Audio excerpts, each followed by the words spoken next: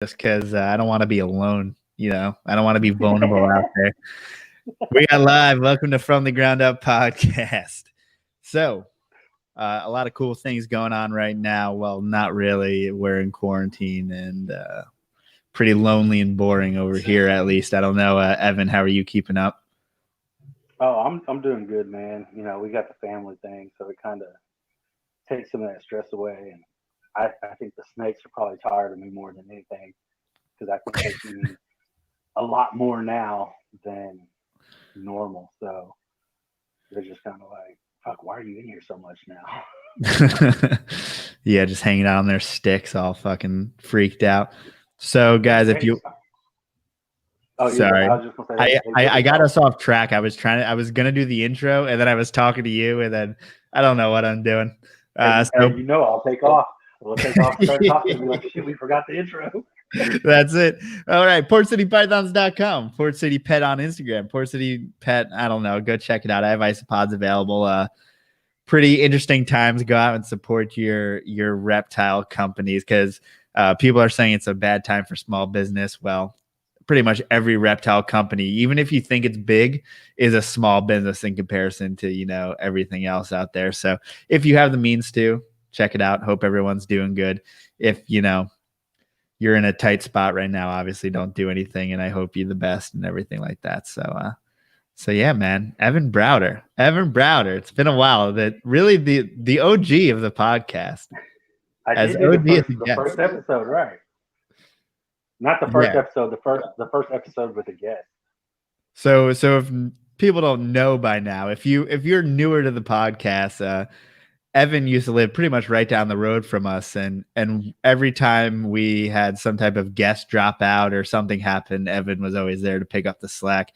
And so yeah, man, we have some epic podcasts that probably things that I probably wouldn't stay on the air now.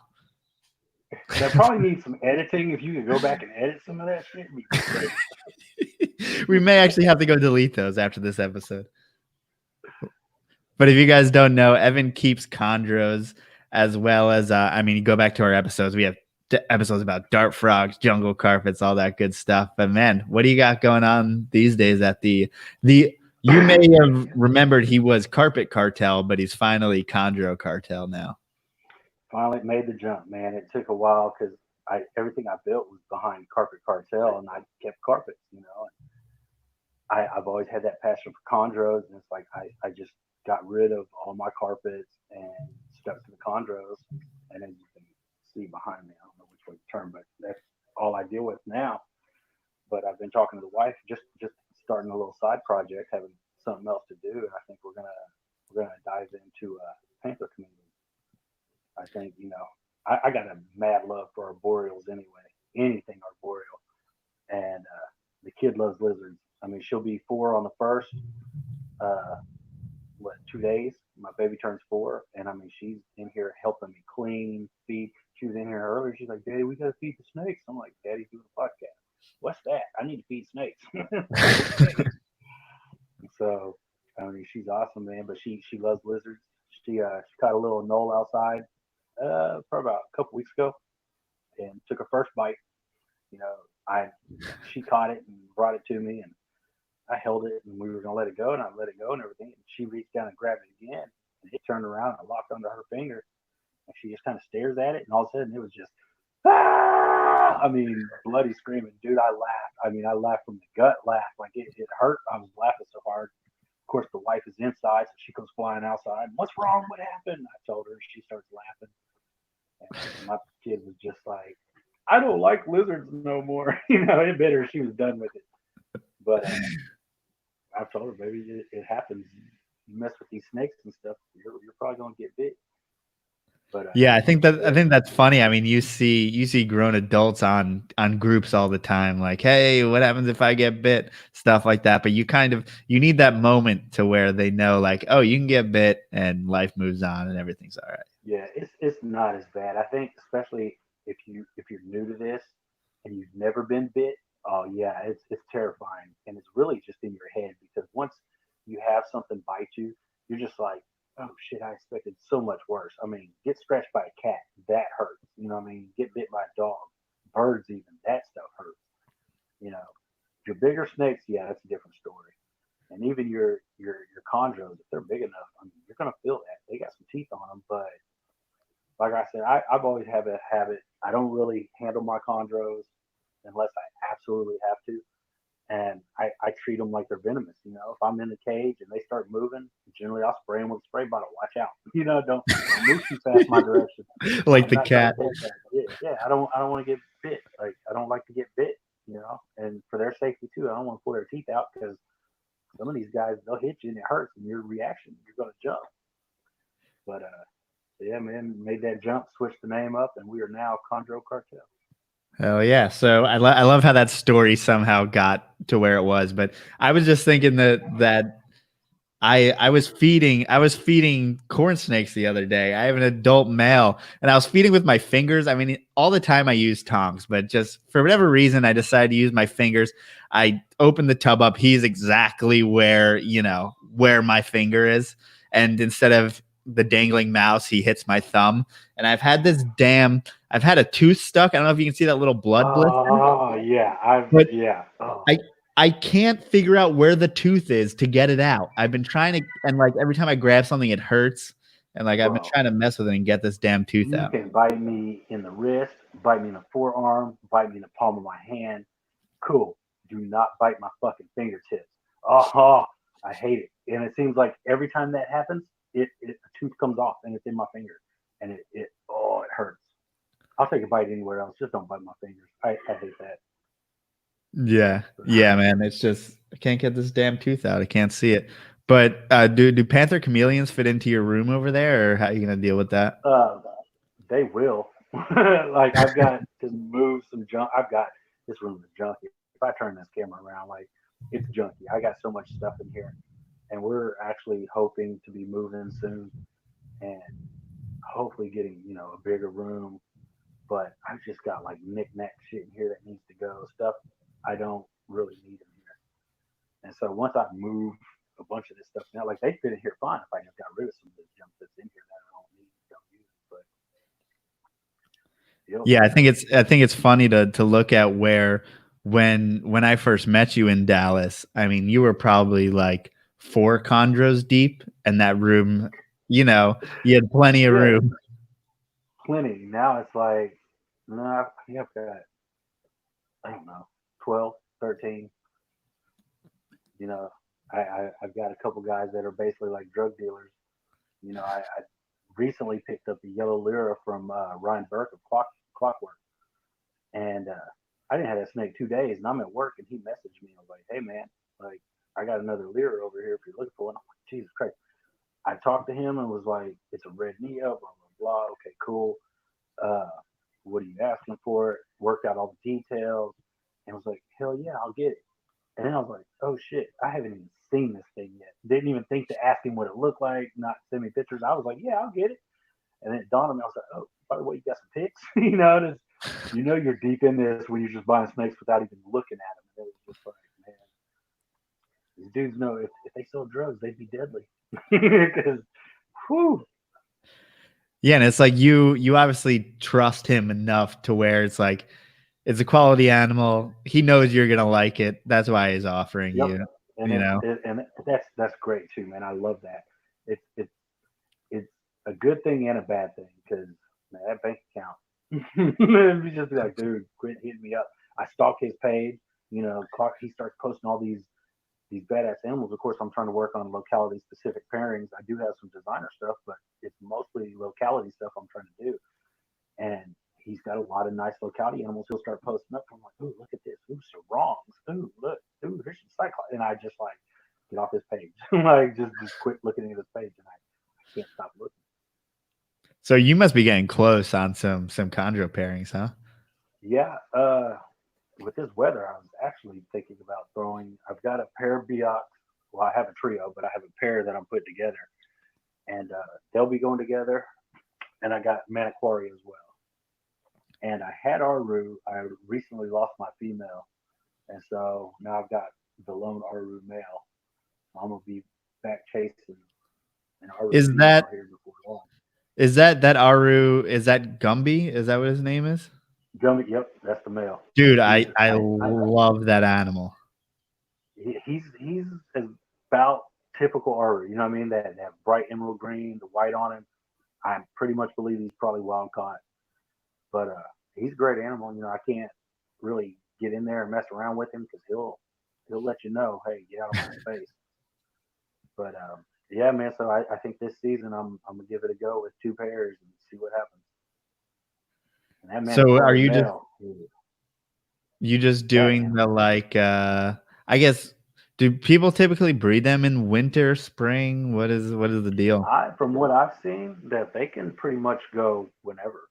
I don't think they have a set time. I've seen people breed them year round, you know, and I, from what I've seen, mostly is most of the guys seem to put them together October, November, just to have babies, I guess, at a certain time of year. But as far as I know, you can put them together whenever. I just have a tendency to see what everybody else is doing. Okay, you guys have been doing this forever. You're getting successful clutches. I'm gonna follow those steps. You know what I mean? I don't want to.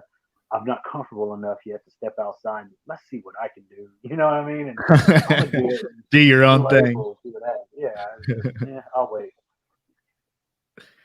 Yeah, man. There's really not many.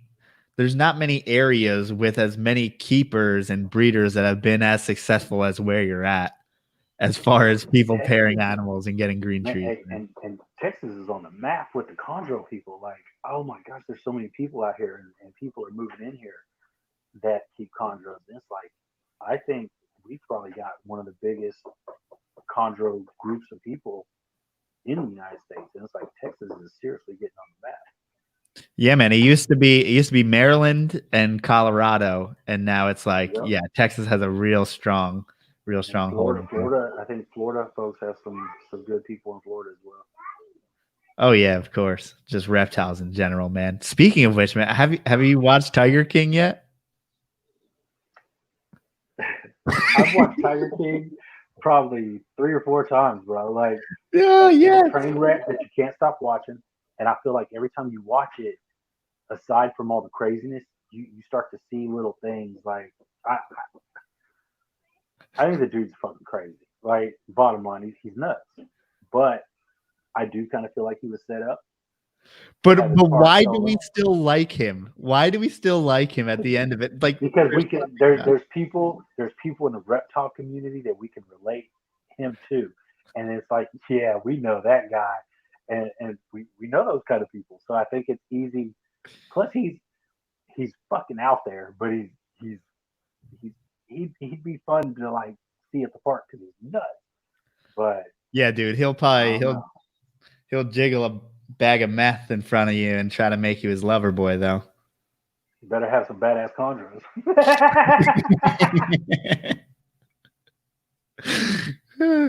It's like if I learned one thing, it's that I mean the allure between tigers and other human beings, whether it be Doc getting all of his wives or Joe turning straight men gay. I mean, it's wild.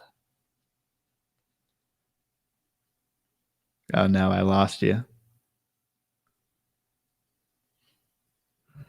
Oh, can't hear you. Okay, It's a can you hear me? bad. That's a bad time.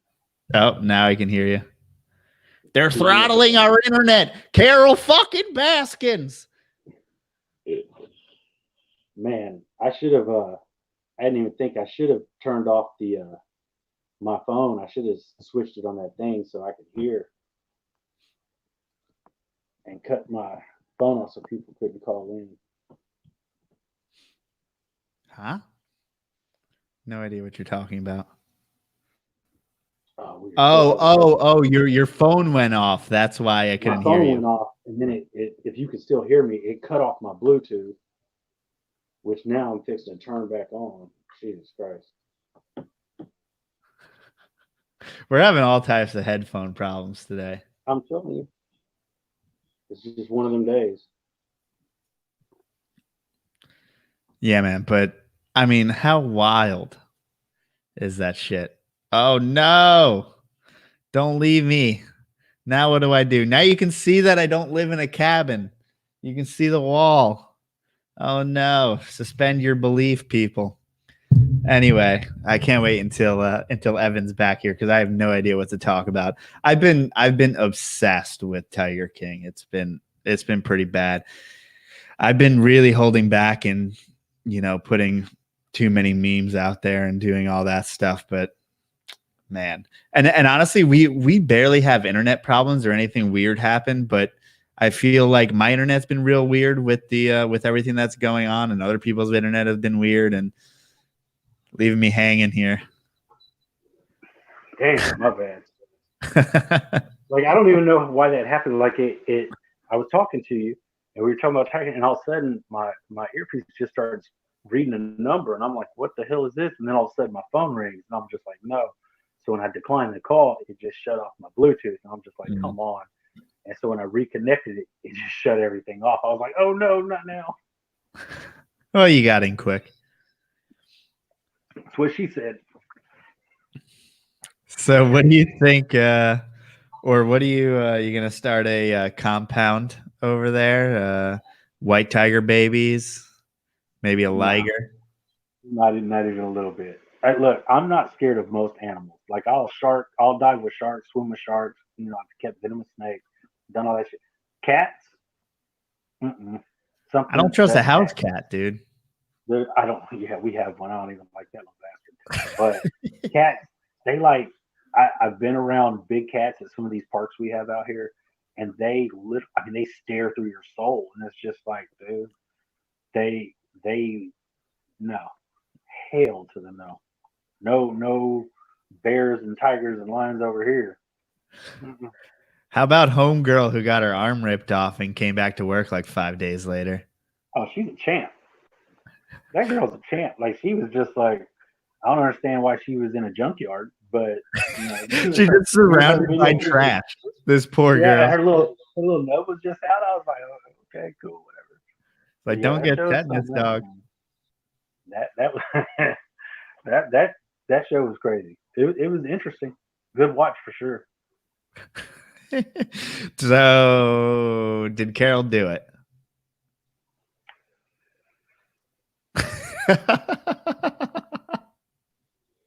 In my opinion, hell yeah, she did it. She's nuts. It's awfully fishy. It's awfully easy to get rid of a body when you're surrounded by lions and tigers. So a little bit of sardine oil. Hey, she said it. Yeah, I didn't know it till then. That's what I'm saying. If you go back and watch this a couple times, you're like, The little comments that you kind of tune into the second time around, third time around, you're like, how the hell would you know that? And then of course all the memes all over everything. It's just, it's hilarious, man. Dude, how about he got 19% of the vote for governor? Like that's significant. Look, I think I said something the other day. If he was to run for president, him and Trump, he's got my vote. Fuck it. I think, I'd vote for him. I'd vote because he's crazy as shit. He's not changing his clothes and he don't give a shit. You know what I'm saying? But I don't know. I will not wear a suit. I've had some kinky sex. Anyway. And Carol killed her husband. Carol fucking Baskins. No, man. That is a wild episode. I guess there's been way too many spoiler alerts in this. We probably shouldn't talk. But if you haven't seen it by now, I don't know what's wrong with you because everybody's been in quarantine for like a week now. You know what I mean? Like it's all over the place. You should have checked that out by now. Yeah. Good for you if you've had something else to do this whole time. But and if you haven't, hey, check out Tiger King on Netflix. Immediately. Hey man, our boy Tom Crutchfield is in there. Like the first 5 minutes. Surprised some other folks weren't in there. That's true. I'm sure people are just jumping at the chance to get in there. But I mean, I don't know. Some of the people that they chose to highlight crazy egomaniacs. Dude, that Dr. whatever the fuck that came in on the elephant, that dude He's certified, bro. He's something else. I'd watch a series just on him alone. He's nuts.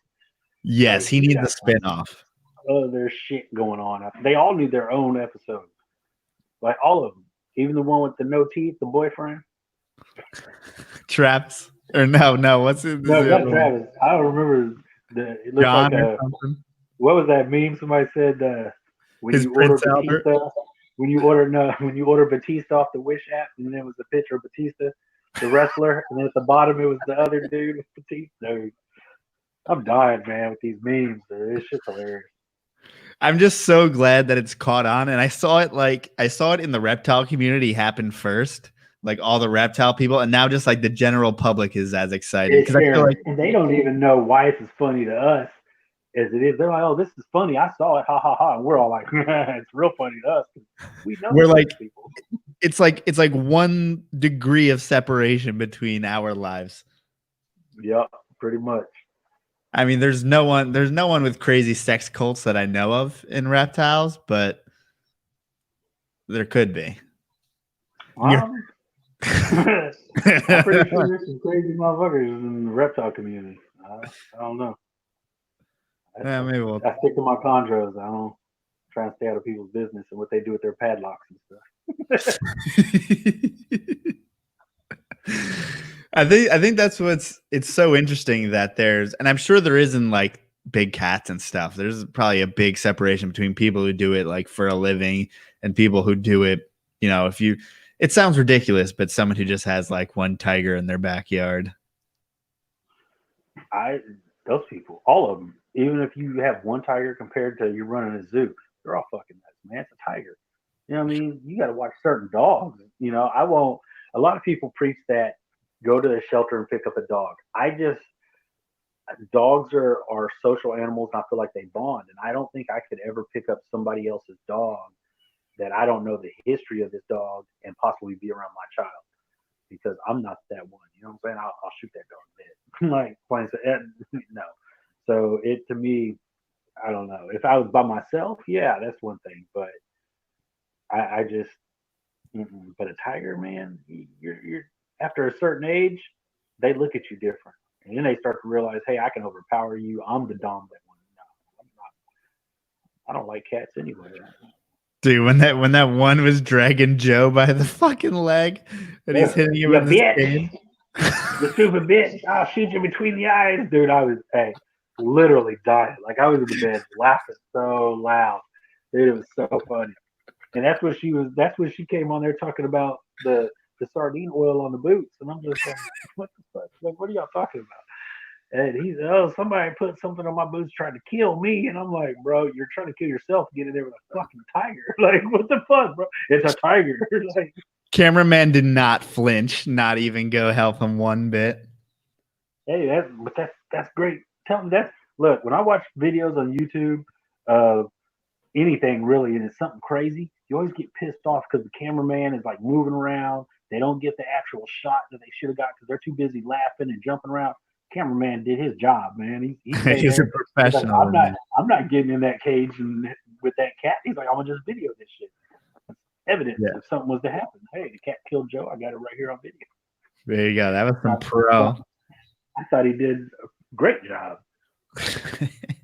Speaking of crazy animals, you still have that retic?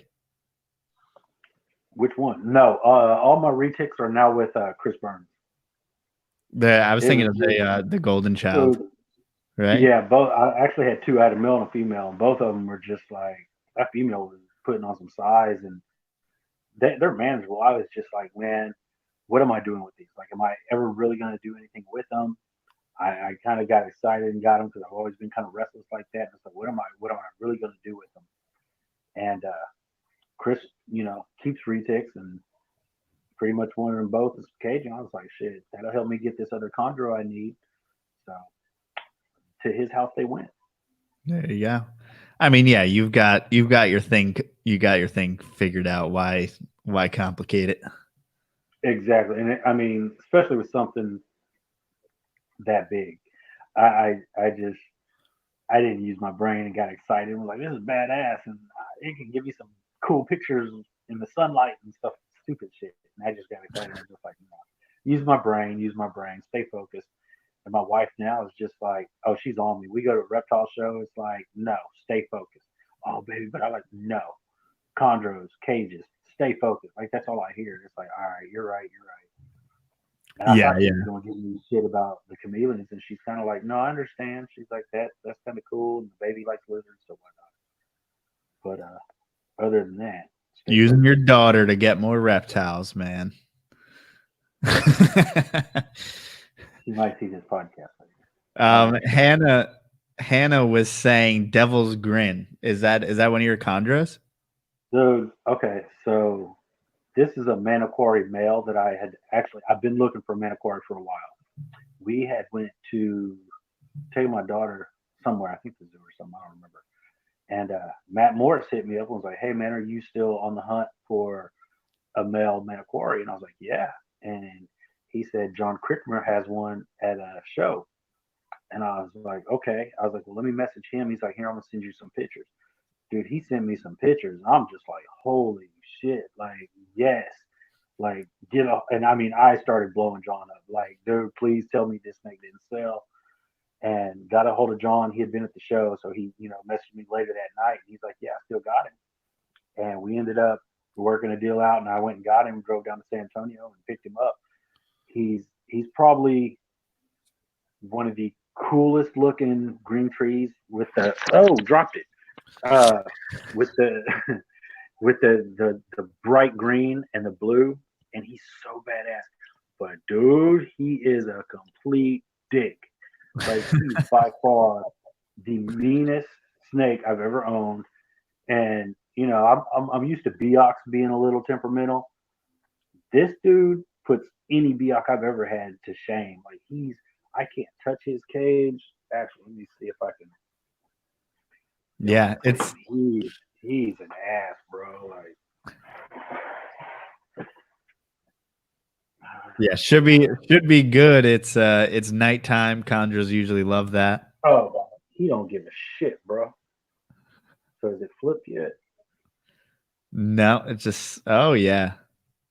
Yeah, I'm not gonna get too far in there because he is crazy. Look, I already see him. I watch his body. You can see him just starting to like reach on in here. But man, that blue is so contrasting. When you see him in person, it's of course it's always better in person, but he is psychotic. Like, I took him out one day and had him on a perch and took some pictures, and it literally took me almost 30 minutes just to get him back inside the cage on his perch. Like, he's nuts, bro. But yeah, I'm gonna pair him and this is Twitch right here. So that's the pairing for later this year, hopefully. But yeah, man, he's cool, but this is probably the calmest he's been. I'm on here like, he's a dick, and now he's just chilling. But he's right. He's crazy. Like, he's psycho. And I mean, he's, like I said, he's probably one of the prettiest chondros I've ever had. But he's a dick. Yeah, I like him, man. I mean, he looks fucking amazing. Who cares other than that? I mean, for your purposes, right?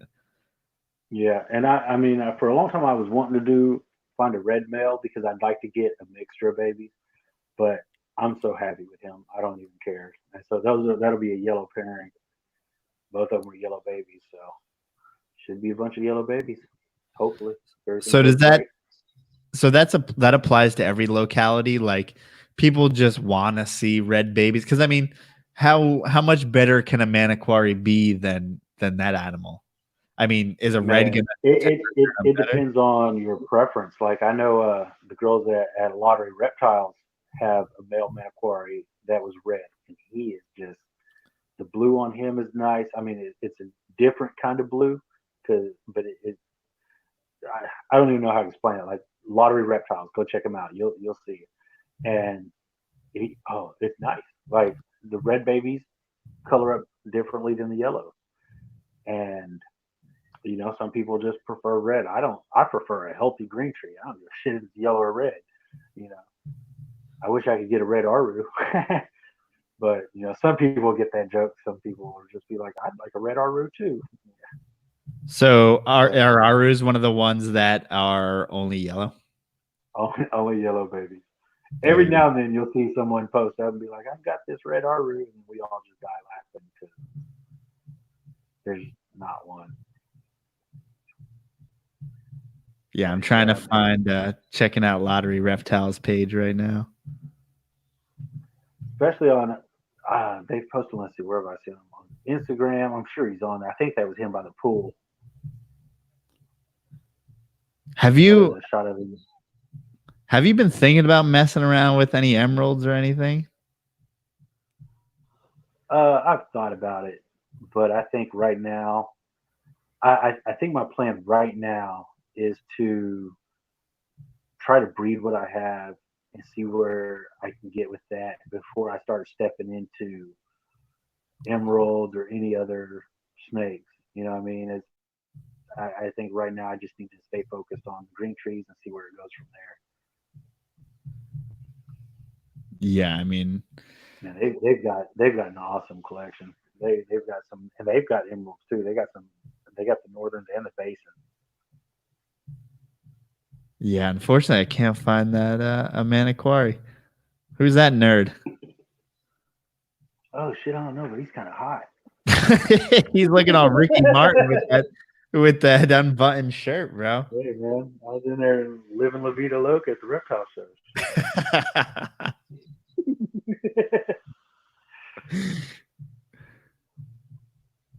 Damn it. I was hoping I was going to find it, but it doesn't look I like think this I guy? don't think that was no, the one above that.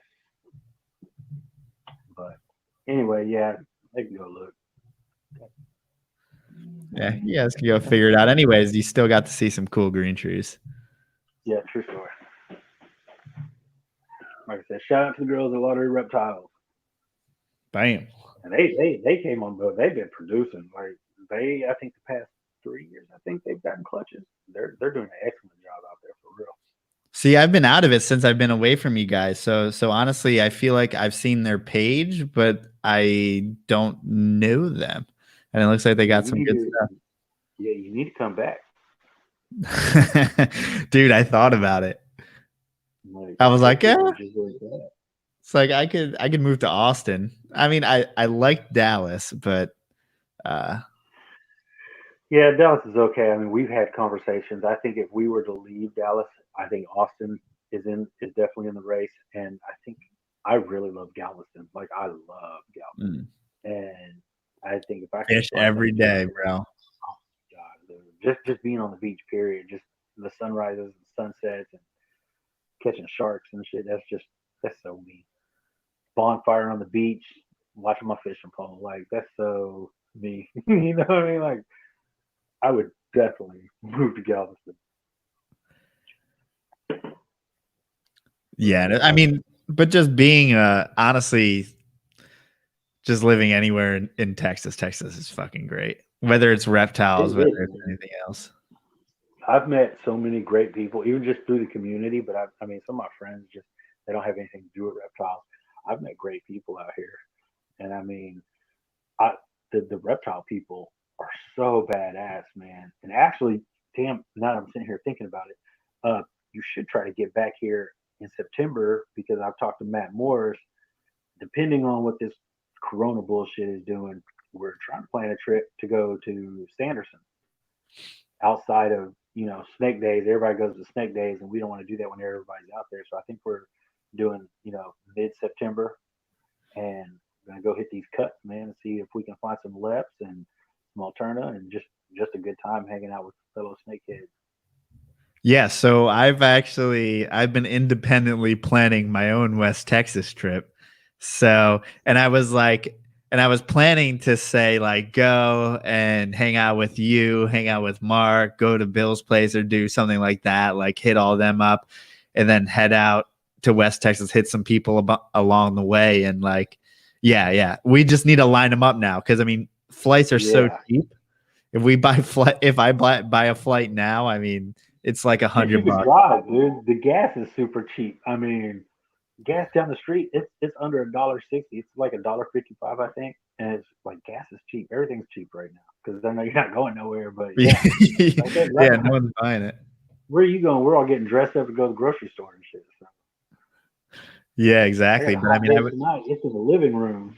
You know what I I need mean? Like, to. I we gotta get out to West Texas because I know you've been talking about it for so long, and we've been man, talking and about it for so long. yes, there was that carpet fest we had talked about it, and everybody was like, "Hell yeah, man, let's do this." And I was like, "Hell yeah!" So I tried to put some together. When the time rolled up and it was time to roll out, like a couple weeks before, I hit everybody up that was like, "Yeah, let's do it." Everybody was like, "Oh, I can't," blah blah. And I was just like I was this close to jumping in the car and just going by myself. Like I was so mad. I was like, "If you say you want to go, let's go. Like make it happen." And that's those are memories, man. Like so I the only thing stopping me from going on this trip now is the coronavirus. You know what I mean? Like that's the only way I could be like, no, we're not gonna do it. Other than that, my wife knows I've got this plan. I'm ready. Like I'm so ready. So I think that'd be great, man. I just want to get out there and have a good time and take some awesome pictures and enjoy some great people. Yeah, for some reason I feel like I'm more apt to do it not living in Texas. It not being as easy. I'm like, yeah, we can make a plan and fly out there and actually do it. And it sucks that I live here and I've never, gone out there to do Yeah. it. I've been to Big Bend because it's that Big Bend area, and I've been out there once, and I think I was like 16, 17. Went out there on a family trip with my dad and everything. We had drove to Arizona, and then we were coming back, and we stopped at Big Bend for a couple of days, and that's it. Like never really went down that area to look for anything. And now I'm like, I want to find some lepidus. I want to find some alternatives. I want to find anything really, just to be out there. And I watch a lot of YouTube videos. All those guys out there doing it. Shit looks like fun. Oh yeah. I mean, it's you're hard pressed to find one. Like just going for a few days, but damn, is it worth a try? I Oh mean, it yeah, would suck if we don't find anything, but you got to try. I think you'll find something. I mean, I feel like you're almost guaranteed to find something. Maybe not your target species. Yeah. Are my understanding pretty difficult, but things happen, and sometimes the stars line up, and you can find whatever you're looking for. So I don't know. It'd be a fun trip either way. Even if I wasn't to find anything, just the company of the people you're in is great. Yeah, that's what I'm saying. Even just to get together with you guys and and that's what's cool about you guys there in Dallas is that you guys actually hang out and do things and have dinners and stuff like that. At least when I was Yeah, down there, and I need we to. need to. We still do. We just need to do it more often. Yeah, I I need miss to. seeing some people, and you damn sure got to check out Bill's new. Oh my gosh, man, his new facility is just that's like the shit dreams are made of. Like I'm looking at him like, dude, this is so awesome. Like it's so badass. And we went over there and helped him move cages in, and we were there like all night doing that. And then I think we went out the next day, and he was actually unboxing animals and putting animals in cages. And I went over there with my wife and my kid, and my kid helped. So hey Bill, look at this one, and she's pulling them out of bags, and she's walking up and handing ball pythons and stuff, and she's just loving it. And we've got a bunch of pictures of her holding and I couldn't help but smile ear to ear. I'm just like, my baby loves snakes. Like, yeah. She's like, I have fun. I want this one, Daddy. Oh, okay. You want a ball python? Sure. I think you want a green tree python, baby. That's what you really want. There you go. Yeah, I mean, I think everyone hopes that their kid will show some love for reptiles. So that's awesome. Dude, I love it, man. Especially, I mean, every day. Daddy, can I go in the snake room? It's like, Daddy, can I go in the snake room? And don't touch anything, but yes. And she'll be in here for 10, 15 minutes, and she'll be real quiet. So it's like, what are you in there doing? She brings her little chair in here. She sits down in front of him, and she just stares at him. And I'm just like, yes, such a proud dad moment. And she's like, I love this one, Daddy. That's my best friend. I was like, awesome, baby. She's, That's awesome. she's How's got her that? corn cob. Oh yeah. How's that guy doing? I must have So given you that to you from a clutch she, like two yeah, years ago. she is something else. She's not aggressive, but she likes her food. So I mean, the tank comes open, the sliding glass doors, and you slide them doors open. I mean, she shoots out of her hide. Dude, she looks like a cobra the way she comes out, and she's just like hid everywhere. And the baby's just like, "Dang, she's gonna bite me. She's gonna eat me." I was like, "No, they don't eat you." And Maybe. she's fine when she's out, but I mean, she's something else, man. She's a cool snake though. I That's her kind of want to her see favorite. what she looks like if you want to take her out, if you don't mind, or just Might yeah. catch might catch some of this mess in here because it's yeah, I got shit everywhere. This is gonna be fun. Hold Yeah, and Hannah in the chat says that his name's Chet and he talks to you on Facebook. So if you know who that is. on. Oh, okay. Yeah, she's. I'm trying not to get because she's food aggressive. She's like feed me, but That's then a good looking she's normal awesome. corn snake, man. She is awesome. Like my daughter loves the mess out of her. And that's all I hear 24/7. Daddy, corn cob, corn cob, corn cob. I was like, yes, baby, that's your snake. Corn cob's my snake. Yeah, I need to get in there and take some pictures.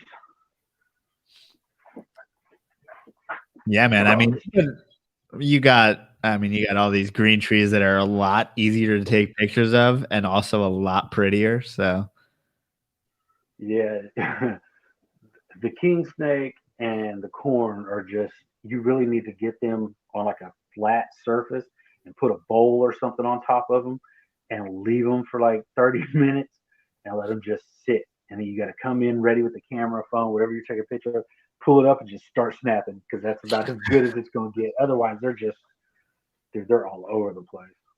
oh yeah. How's that little you still have that blaze phase that you got from Bill? Like, oh, Mudbone. Mudbone is not a blaze anymore. He's green. Yeah. Or he. I don't know if it's a boy or a girl yet. It's actually I could probably getting real close to this chair feels like it's gonna break. If I scoot and I break, y'all are gonna die laughing. I mean, be like, did y'all see that episode where this fool fell? Dude, Mudbone has to be one of my favorite Chondro names. So he's man, figure out this camera right quick. Yeah, he's awesome, man. And is he That's some type of mixed locality or? he is a sickness sibling. Oh, He's a Jaeger and Walmina. He's a yellow baby. yeah, he's got some awesome yellow speckling going up as well as some blue on the saddles there. Yeah, I'm interested to see what exactly he might throw because I've also got cyanide, which is from Bill's blue Cyclops girl to a Jim's male, and she's looking awesome too. I may if he's a male, I might get at a shot. I don't know. I don't really have any plans yet. She's not of age, so I haven't really tried to plan anything. I'm just kind of letting her get to where she needs to be, and then I'll track down a male. Yeah, I mean, it seems like you're pretty focused though on the locality stuff now. Yeah, I've got the lyras. I got a red and yellow lyra.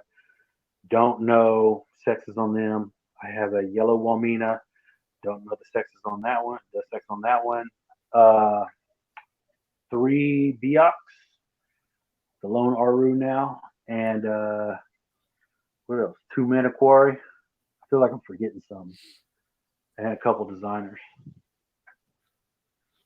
And I mean, you were pretty big on not caring about wild caught and imports and stuff. Like almost a preference, right? It kind of it depends on who you go through. You know what I mean? Yeah. It really depends on who you go through. If you're going to, a lot of these reptile shows and some of these big name people out there that are selling these animals, you're probably not getting quality chondros, even if they're imports or whatever. They're not.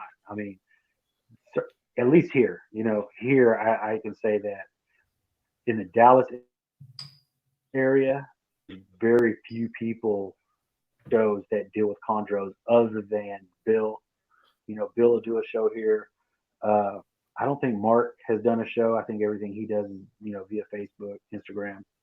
Uh, the rest of those guys are all people who import animals in and stuff like that. And a lot of those guys, those animals are pretty much straight off the boat, you know, and those animals, you can see it. And these people want the cool green tree python, take it home, and then it rolls on them, and then it's just like, you know, what happened to this cool snake I had? And it's like, did you treat it? Did you? They never told me anything. And I'm like, that's why you research. You know what I mean? Like, especially you see it in the groups too. Like some of these people, I can tell you how many groups I've been in. I've been kicked out of a group because they didn't like the way I was telling these news. And I'm like, dude, I'm not really being rude about it. I'm just telling them, look, don't buy the cool snake and then come in here and ask how to take care of it.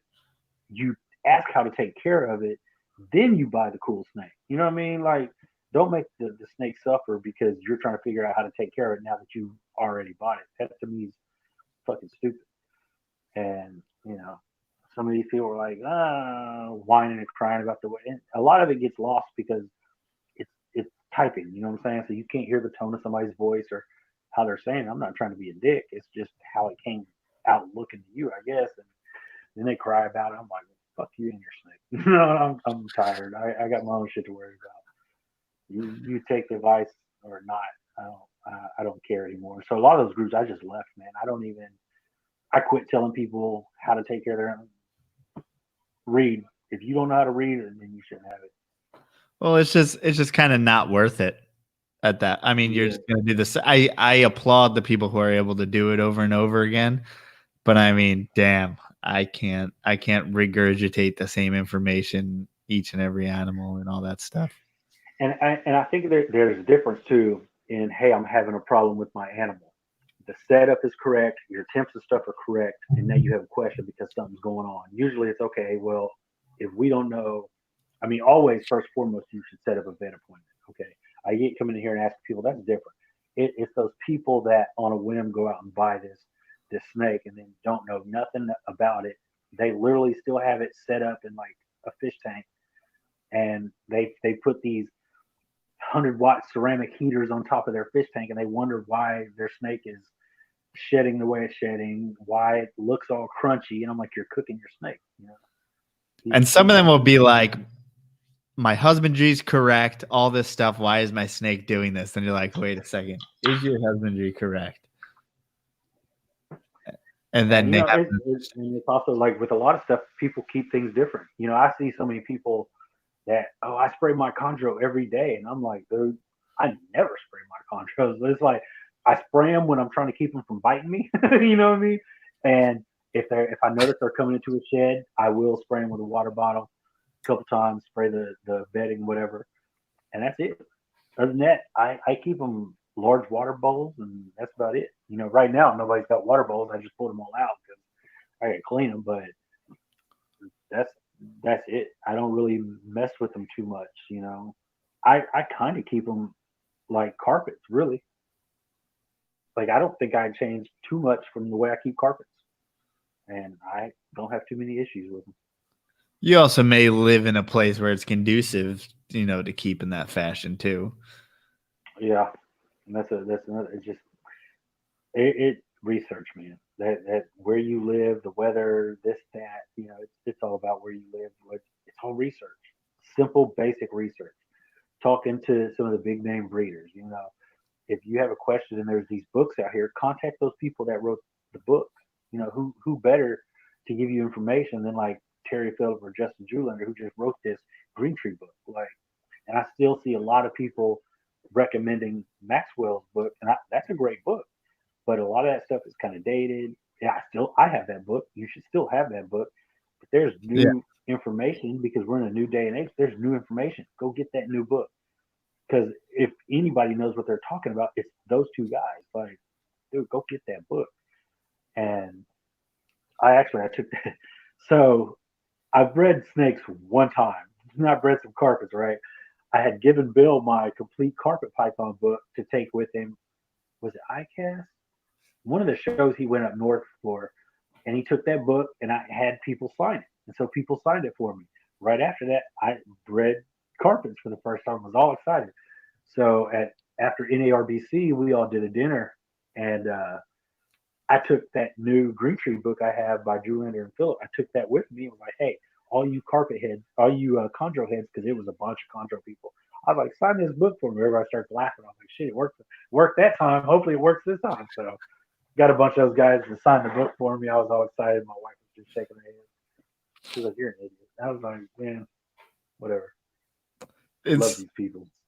yeah, man. It's funny how I mean, you both build normal people on a pedestal, but then again, like there's people doing so many great things that are just normal guys and that you can aspire to and I can aspire to and stuff like that.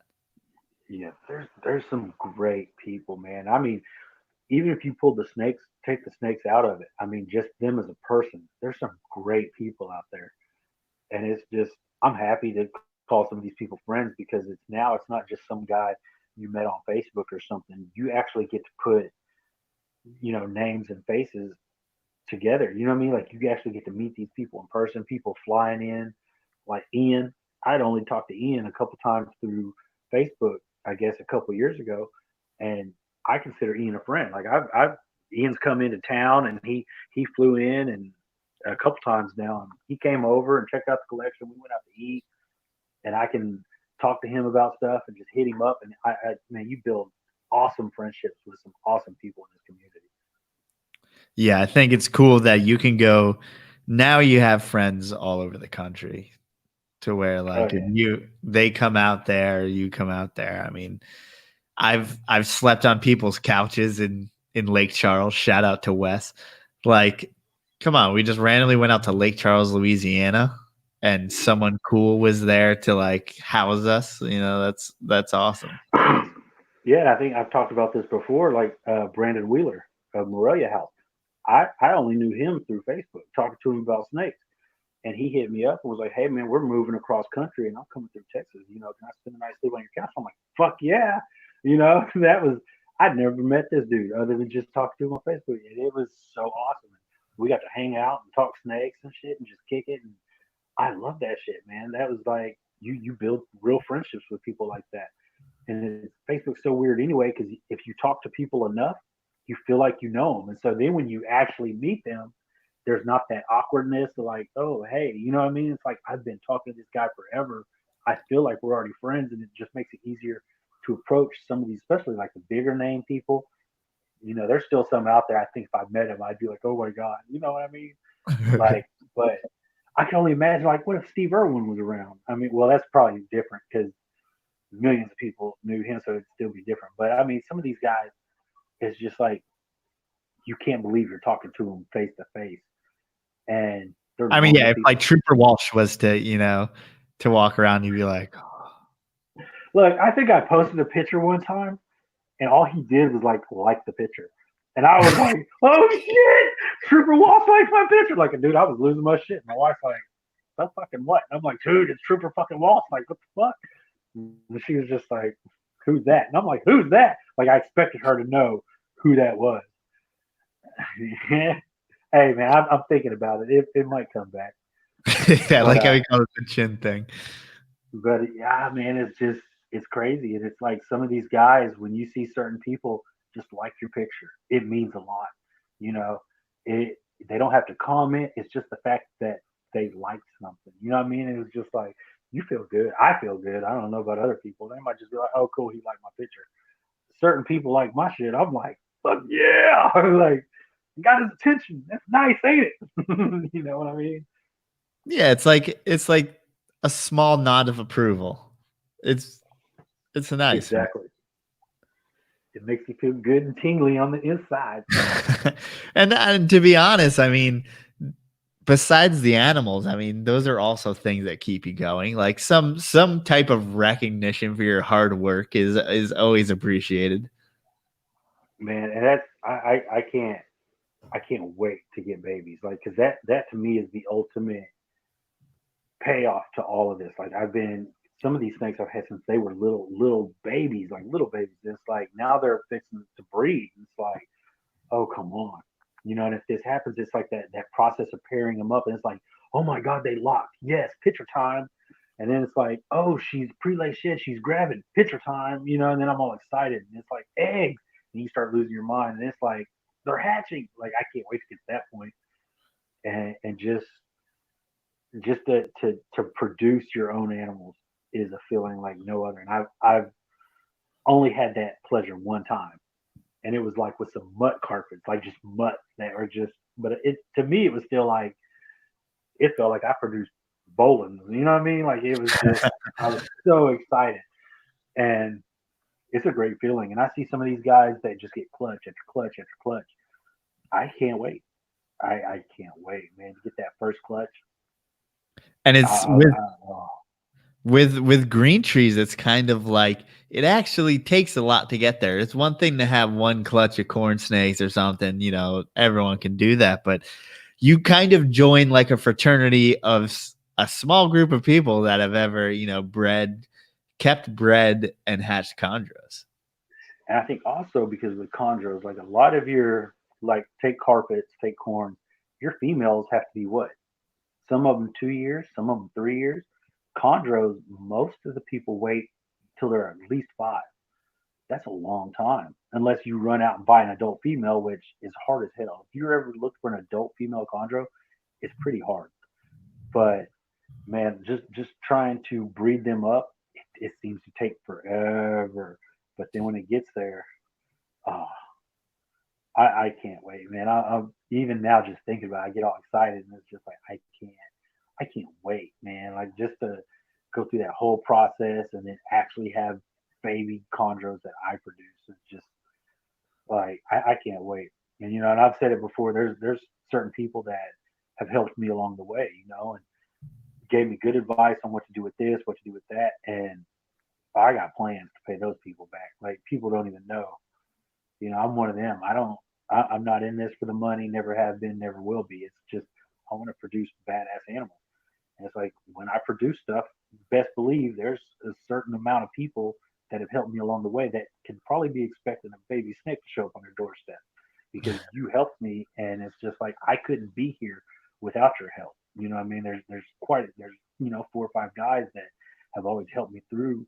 And it's just like best believe there's gonna be something coming your direction. You know what I mean? And I can't wait. And man, you pretty much knocked on the door, right? You had a female? Yeah, I I got real excited with that. I had a Jaya female and a Maniquari male, and I hadn't even had her a year, and I had the male probably 5 months, 4 months, and paired them up. And I was excited. I make chondros, no plans, no locality plans, no nothing. It was just pair them up. Let's see what happens. And she actually was gravid, and she she laid. They were all infertile, but I think she laid. I want to say 6 eggs, and they were all infertile. And then she just stopped, and you could see she still had eggs in her.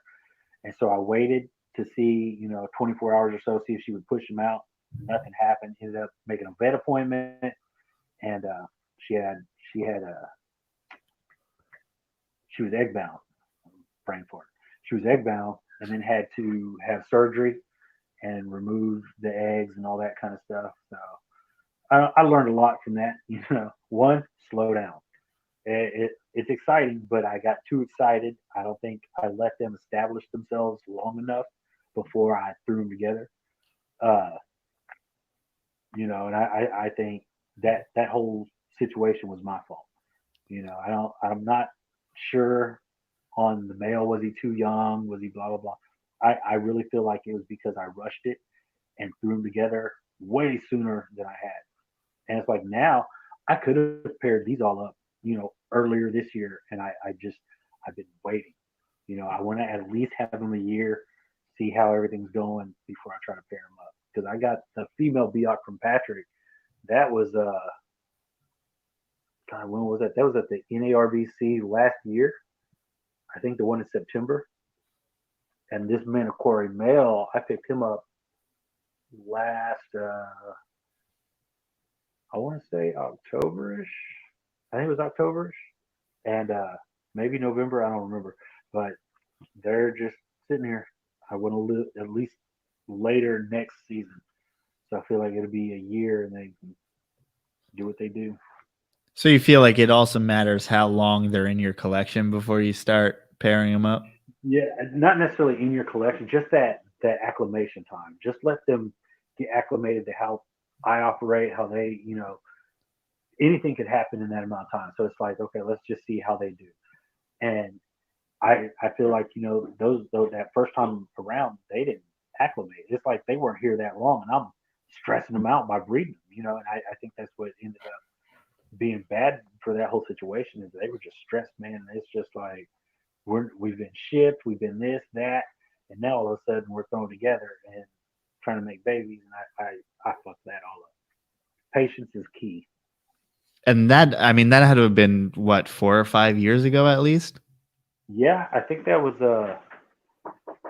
yeah, I'd say about hold on, babe. I think it was like yeah, I think it was about 4 years ago, three or So four like years ago. this has been this long in the making, man. You've been waiting Oh after yeah, heartbreak, it's to get back into it. yeah, it's been a while, man, and so it's just I didn't let it break me down and turn me because I've had that where you lose a snake. It's like I'm done doing this. Screw it all. I'm selling everything. And then it was just like okay, I got close with that situation. It was like I got close. I think I realized what I did. Let's fix it. But they bred. You know what I'm saying? She was gravid. They just weren't fertile, and I think I rushed them. I think they were stressed, but I got there. So let's fix the problems instead of me reacting and just being like, oh shit, and being done. Try to fix those problems. So now it's like staying on top of my temps, cleaning cages constantly, not rushing it this time now that they're here. You know what I mean? Just take care of them for a year, let them acclimate, and then let's try this again. Yeah, yeah, and I think that Chondro people have a more healthy perspective on that kind of stuff. I mean, I remember when I went over to Mark's place the first time, he had chondros lay eggs, and he had eggs, he had fertile eggs, and he lost them all during incubation. And it's like That he was just like, you know what? It's a learning experience. We got it. Try again next year, kind of a thing. And I'm like, oh man, I would just be devastated. oh, But I'm a you guys cry. are like, that's If something progress. like that happened, I'd cry. Like I'd just be like, I put in all this work, I'd cry. But then it's like, okay, so this was the outcome. Now I realize I went this far and actually got fertile eggs this time. So now, you know what? It's the incubator, blah blah, or what I do in the incubator. Let's just go get a better incubator. That's the way my mind would work. It's just like, I mean, that would suck, bro. Like that would so suck. But Mark's been knocking it out the park. You know what I mean? He's got some bad. I actually have an animal from him, and he's been doing really well with some of his pairings. And I'm just like, yeah, I'm please get there. Like I just want to get there. And isn't But it fun because he's like, he's similar generation to where you started your collection, he started his collection. I mean, both within, the last 4 or 5 years or so, and he's crushing it and you're kind of on deck here. yeah, I I can't. Yeah, it's it's Bill's fault too. Me having condos anyway, but it's just like I can't wait to get to that point because I'd always been a snake keeper. You know what I mean? For the longest, ever since I was a little kid, I always had different snakes and stuff. I think there was never no plan to ever breed, no matter what age I got. It was just I had different types: milk snakes, king snakes, Burmese pythons. I had all these random snakes. I just wanted to keep snakes. And then I don't. I think it was 2009 when I got into Morelia and got my first carpet. And I was like, man, You can go this is take care really of Payne, cool. by the way. Oh, she's good, man. My wife's in there. She's all Oh, right. She okay. wants in here is what it is. But I got those first carpets and I wanted to breed carpets. That's when the breeding was like, man, it'd be cool to produce these. And then, you know, Facebook was really taking off at that point in time. and then you're joining these groups and people are talking about this, and now they're telling you this is how you do it, step by step videos, pictures, and I'm like, wow, okay, that's not that hard. And yeah, man, it took off, and now it's like it's about breeding, and it's not about breeding for money. Like I don't give two shits. I'll breed them and keep them all. If they don't sell, whatever. No skin off my nut. But I just want to produce some badass animal. I mean, even an ugly one, just to say I produced it. There is no I'll be ugly awesome. chondro. I mean, that's the good thing. That's what they say. There's some ugly ones. No, they're Yeah. they're all pretty cool in their own right, but I just can't wait to get fertile quality eggs and see those little heads poking out. I'm gonna cry. I'm gonna be doing like a Facebook, Instagram live, and be crying the whole time. Y'all are all gonna laugh at me and be like, "This stupid motherfucker right here, quit crying, bitch." And I'm just be like, "Oh, I owe the academy so much." You have like an incubator set up or anything? Have you gotten that Yeah, far? I have an incubator. Actually, Tony Jerome gave me his old incubator, and it's one of those wine coolers, Oh and yeah. I've got that. It's not set up and running or anything because right now there's kind of no point. But hopefully soon. Hopefully soon. I gotta pee. You think you can cover like a minute or so? I gotta go all the way upstairs. Hell yeah. Take So off, man. why don't you talk about a little bit about I don't know, man. Sorry, not my podcast. Apparently, I suck. Well, Um, I got this. I got this. We're yeah, good. yeah. So we're going to talk about Pornhub. No, I'm just kidding. Uh, if anybody out there keeps Panther chameleons and would enjoy talking to me about Panthers, hit me up on Instagram, Facebook, whatever. I would love to learn more. I'm constantly learning, trying to, like I said, research as much as possible before I try to jump in there and buy something. But oh my gosh, yes, baby, yes, baby. I think that would be really fun to learn as much as I can. Have a bunch of you guys that might possibly keep them, and share some information with me and talk about them. Like they're so pretty, man. I don't know if you guys seen. I posted a picture. This girl is physically trying to break down the snake room door. Hold on. And so I think that would be, really cool if somebody would come in and say hi. You're not gonna say hi? I'm talking to a bunch of people. I think it'd be really cool to have people, teach me, talk to me about stuff. I basic care. I know I've had chameleons before, but I just want everything to be right. You know what I'm saying? Top notch, on point, no problem. Right. You like lizards, don't you? Telling you like chondros and corn cob. You like corn cob? No. Oh yeah, no, you suck. So this is Daddy's buddy Joe, right? Joe produced corn cob. His snakes made corn cob. So if it wasn't for Joe, you wouldn't have corn cob. I'm So only say thank you, mildly Joe. offended. Say thank you. Okay, well, rock on. Yeah, but yeah, man. Like I said, if anybody don't go over there, if anybody would, hit me up. I'm on the Instagram, Chondro Cartel. I would love any information that you could give me about keeping Panthers. Go, then it'd be, great. And they have localities, right? Yeah, I've there's several different kinds. I mean, once you start getting into the Panthers, you got your nosy bees, your ambanjas, your All the things I ambelobes, can't things like that. pronounce. Yeah.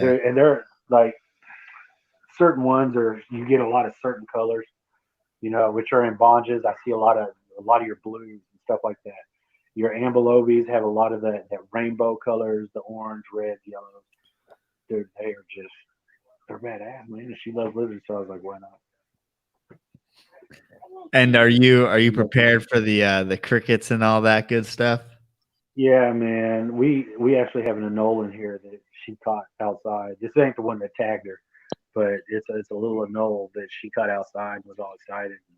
He set up in the Nexoterra, and we just went and got crickets earlier for him, so I'm back to crickets. So whatever.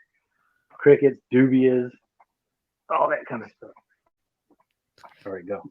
Yeah, I feel like that's always the big transition for us, going from mice and stuff is so easy, and then you got to start feeding crickets and stuff.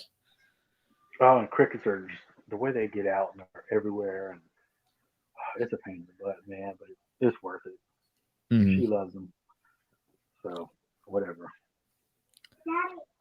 Have you been able to get out and do any herping in Texas? No, I've pretty much just been in the house, man. I made a lot of jokes about coronavirus and was like, and then it got serious, and I was like, oh shit. But now it's kind of like, I think my biggest fear is I'm not worried about me getting sick. I just don't want my kids sick. And so I've pretty much self quarantined. We've just been in the house. You know, we might run to the store or something and pick something up, but we've just been in the house. I think we got out yesterday and cleaned out our garage and put stuff out on the curb and that kind of stuff. But we just been in the house, man. Like I said, I've been in the snake room. If I feel like herping, I'll just let something loose. go hunting here. And I know that they pretty much they shut Dallas down, right? Yeah, they put us on a let's see, last Monday we went on that quote unquote shutdown, and so we're not fully shut down, but it's a shutdown unless your job is considered essential. But it's funny how many non-essential jobs are now considered essential and how many people are working. Right. Whatever. Yeah, it's like it's weird. I mean, our company is just staying open for the sake of, keeping everything going, or are they actually essential? Like my job, like I work at a warehouse and we do like makeups and stuff like that, soaps, shampoos, and we make all kinds of stuff. And then they were shutting us down, and they were saying we were shutting down. Everything was going to close. We were going to do a deep clean, and that was it. They let us know what was happening. Then, like an hour later, we had another meeting. Well, hey, we're considered an essential business because we make hand sanitizer and hand soaps, so we can stay open. But my job wasn't making that shit. They were just working like normal, like making stuff that people don't need.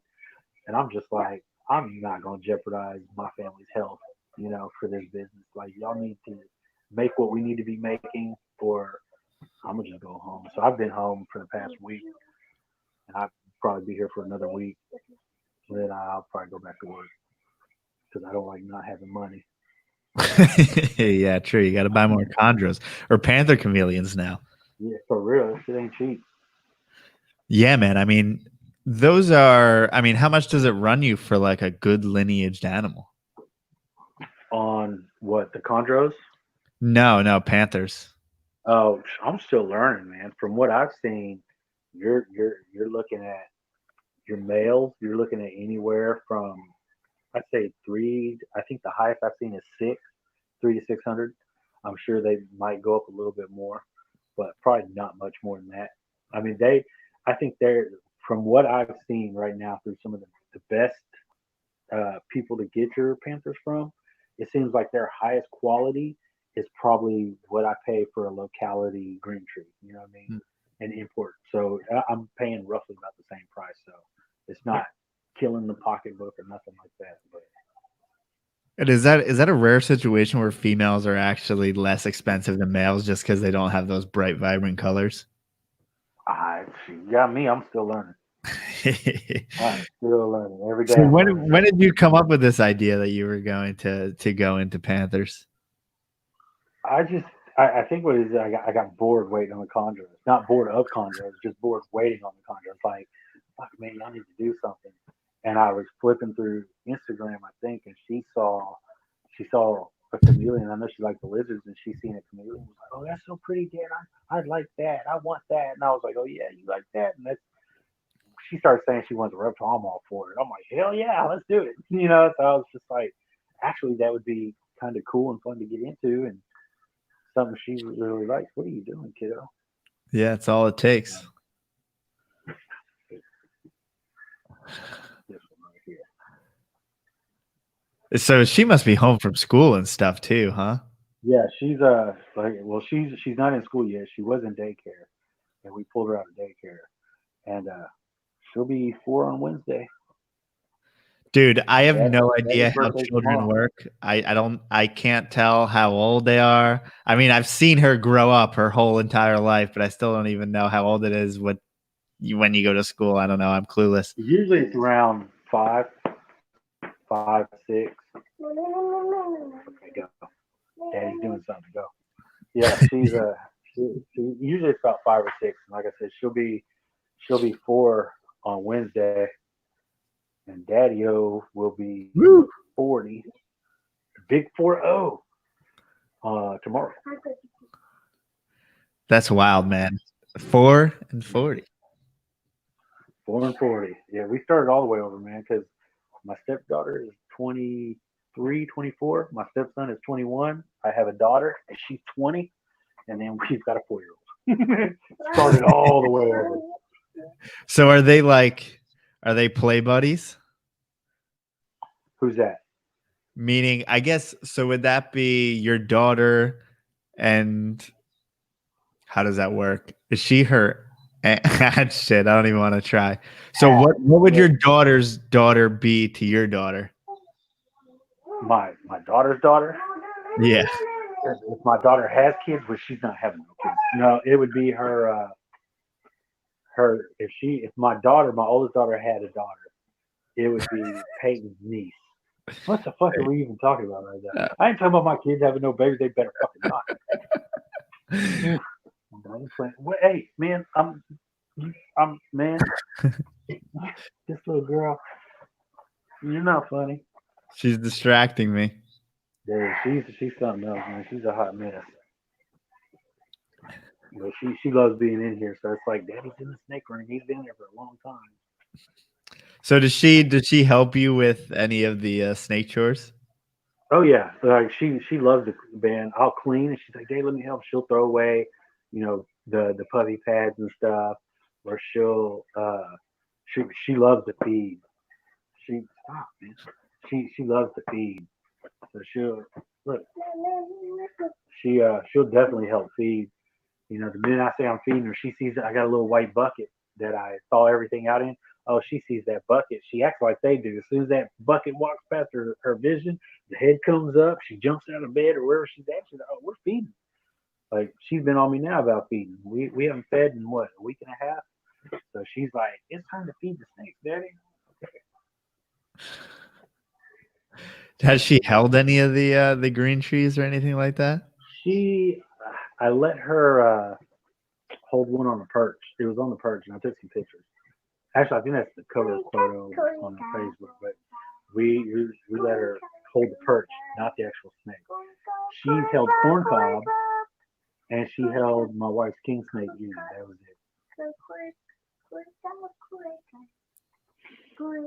it. Singing her song, man.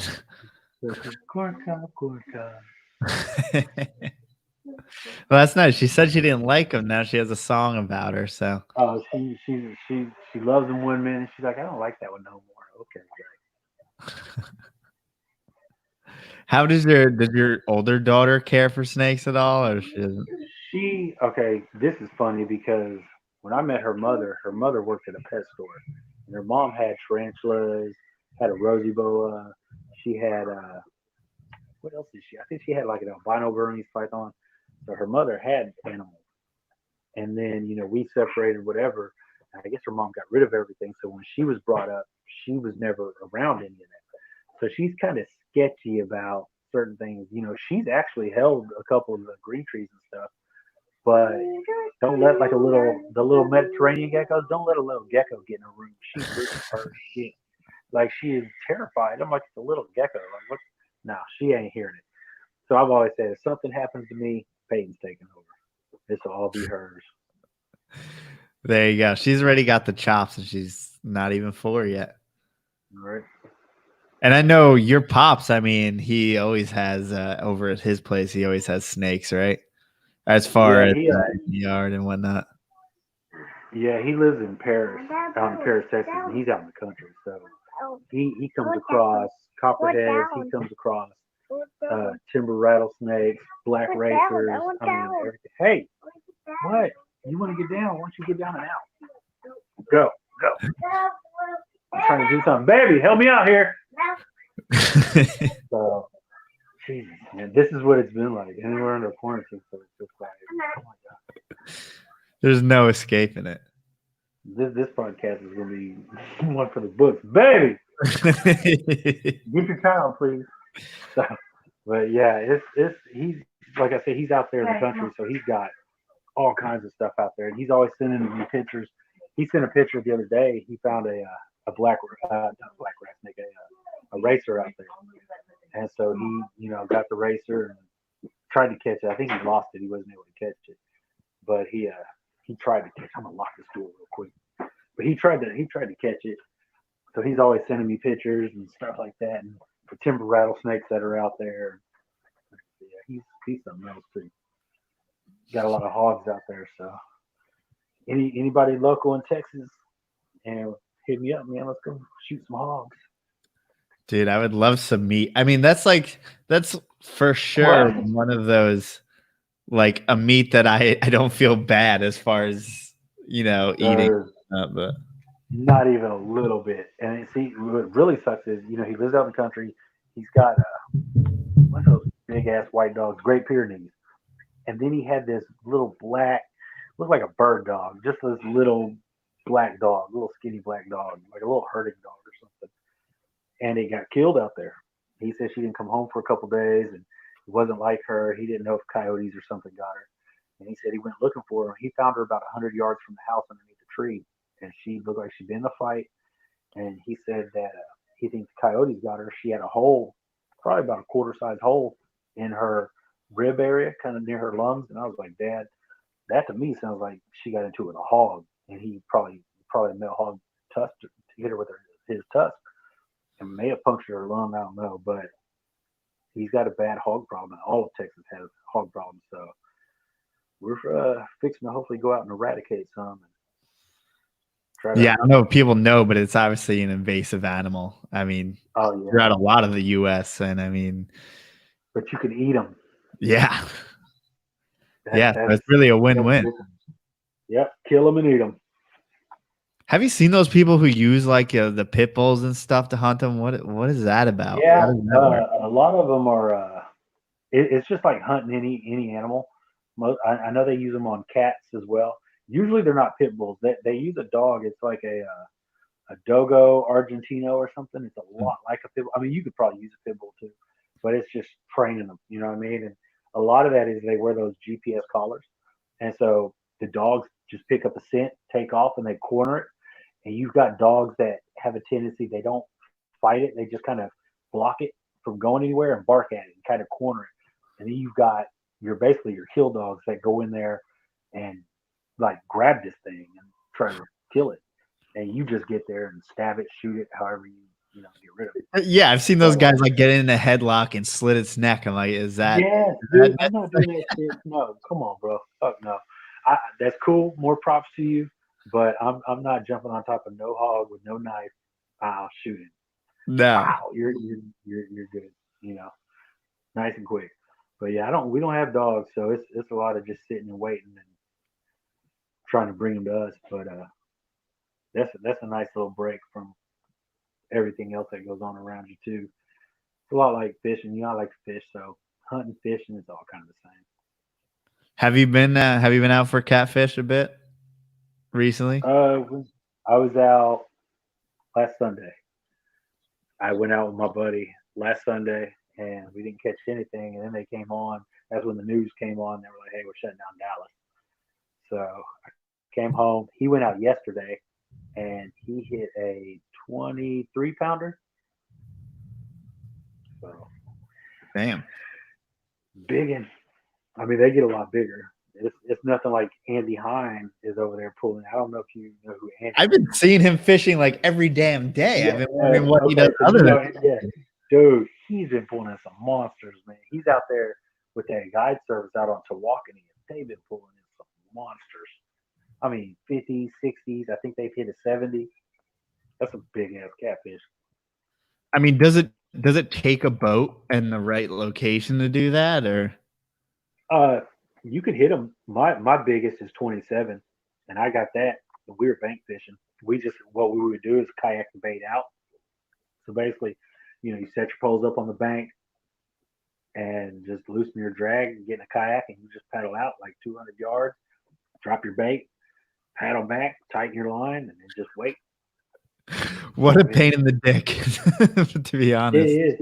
It is. And, I've thought about a lot of people are using drones now where you just fly your bait out Oh with that shit. little package drop and then you just drop it.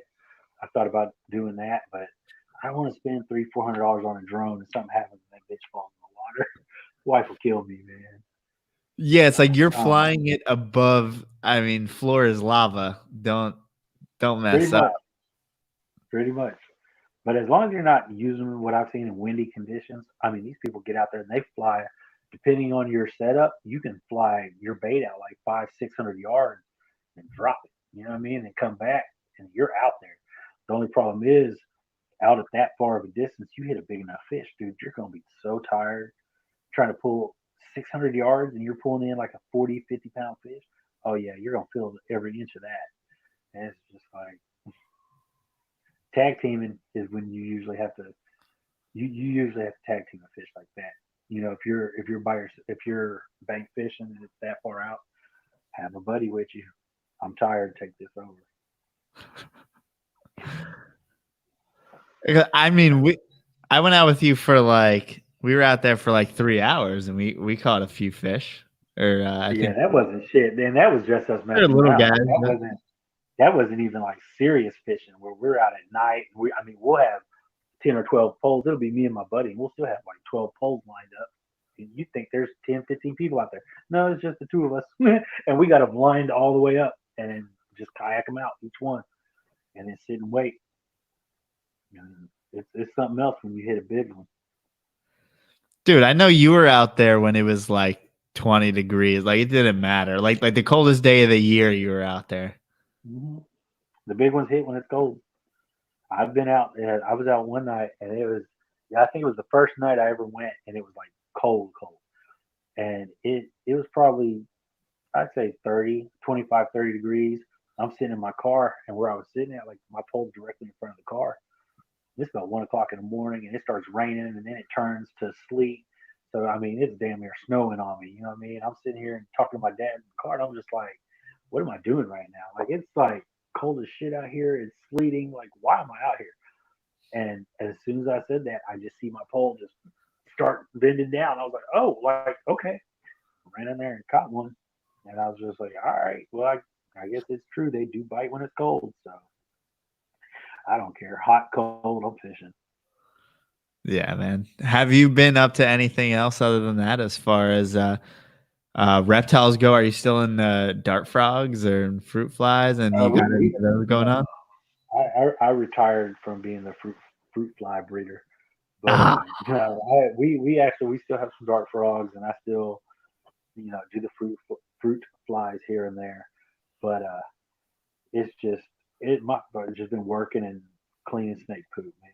That's pretty much it. And it's having a 4 year. The older she gets, it kind of takes time away from doing that kind of stuff because that kind of stuff gets time consuming. It's like you got a 4 year old running around, you're cleaning up toys every day. It kind of changes things. So yeah, now we're just maids. Really, is what we are, maids to a 4 year old.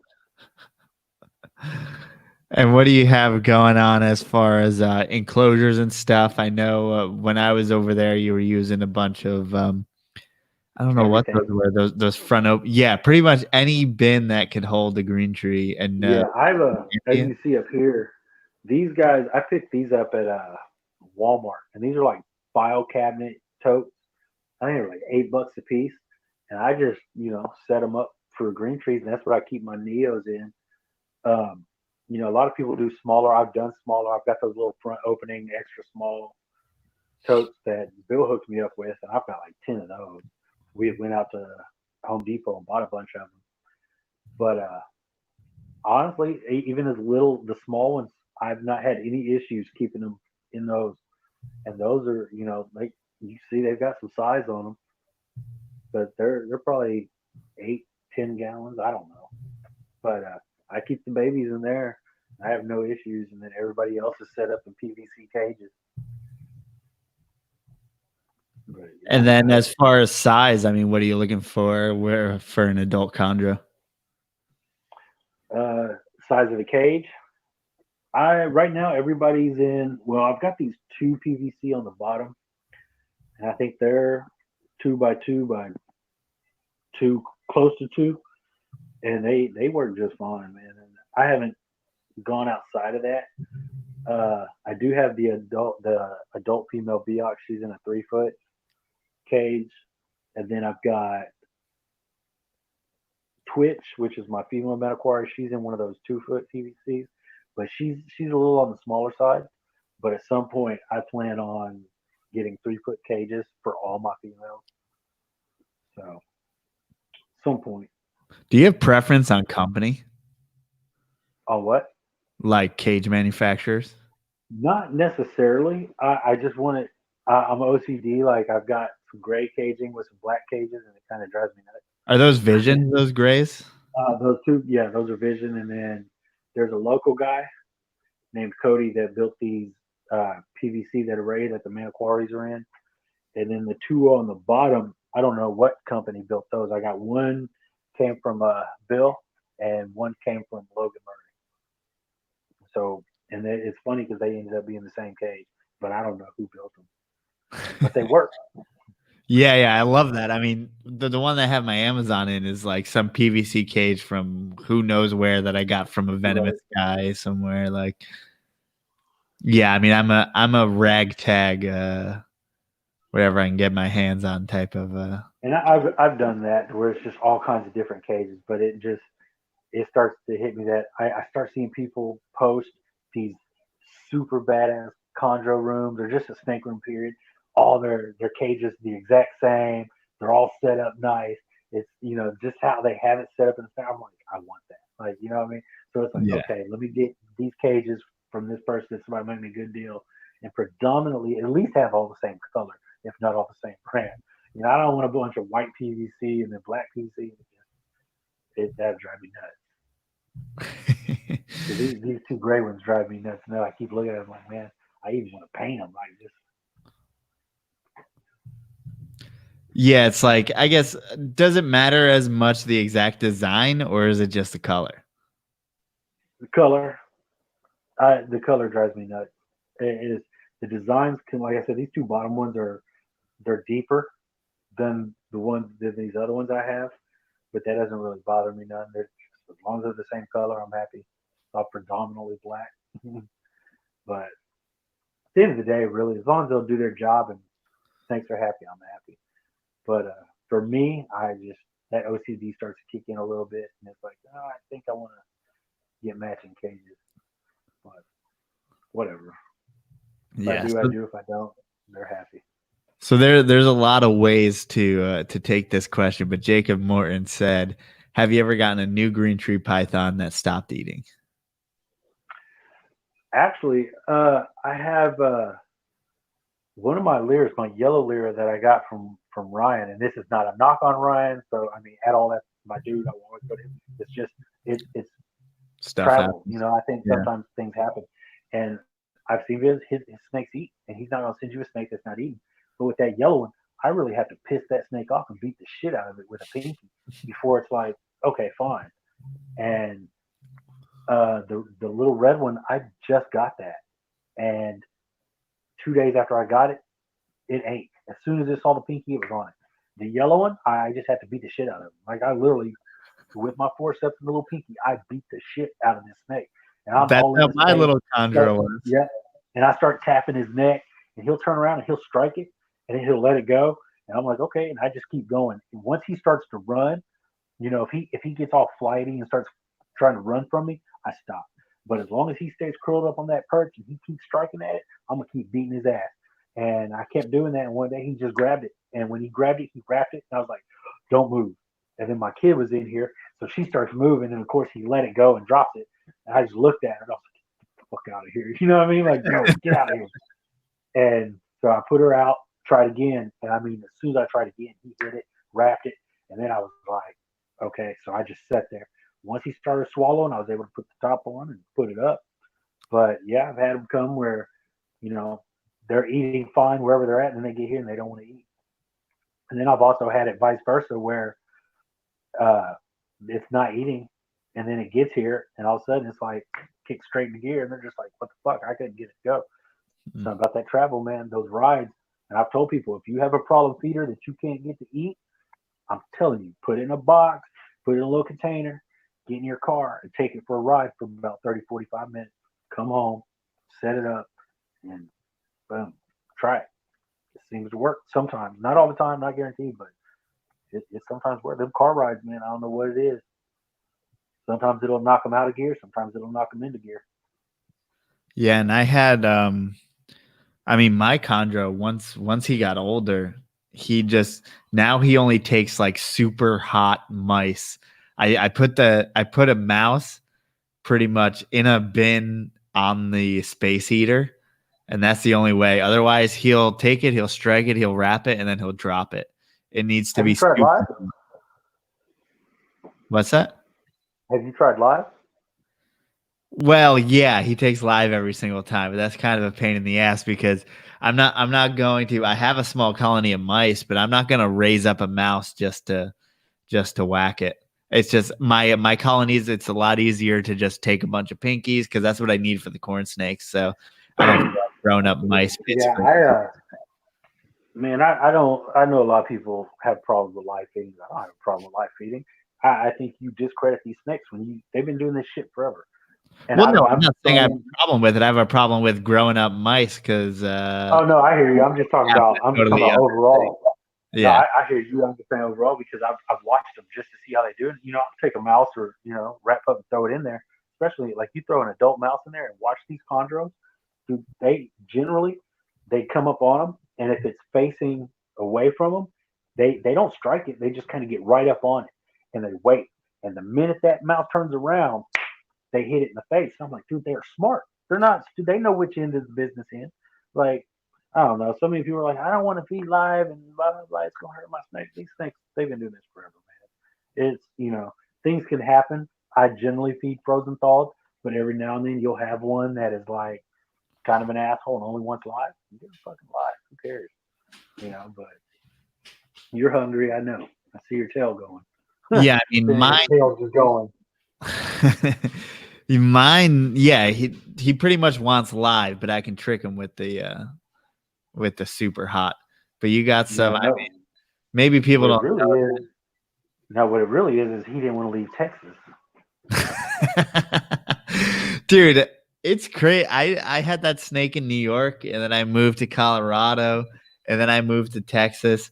I mean, for a green tree, I can't really ask for much more. The fact that he's That's still awesome. alive, I mean,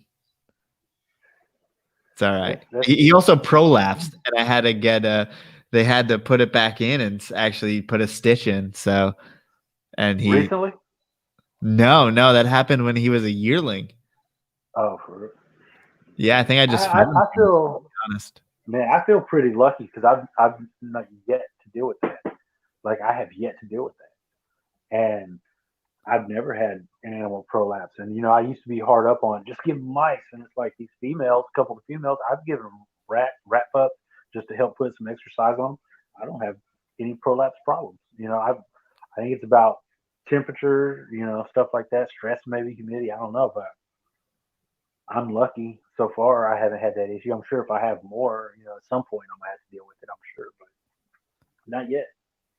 Yeah, mine was like I didn't know that there was such thing as overfeeding a chondro in the way of I had other animals that if an animal didn't eat, I would give it, the leftover, the kind of garbage disposal thing. Well, maybe chondros aren't a good garbage disposal, like, So, multiple meals in a week type of deal or something like that. That's not yeah, really king a snake. game plan. Yeah, I know. I know. King snakes can. I'm sorry. God damn it. My phone was dying. I had to put it on the charger, and now I can't get this thing. No, you're good. Shit straight. It's driving me nuts. But yeah, I've always used king snakes. Yeah, it's like obviously when the prolapse happened, there was some undigested like fuzzy mice in there, like I think I was using rat pups actually because I didn't know the anti-rat thing. So I don't know. I don't know if I attribute it to it being a rat or that I just fed it too much. A little bit of both, probably. Could have been anything. I don't know. I've fed rat pups, rat pinks. I haven't had any issues yet. So I don't know, man. I think that could be a myth. Who knows? I don't know. I'm not gonna. I'm not gonna try it though. I'm just gonna. I'm just gonna stay on the safe side.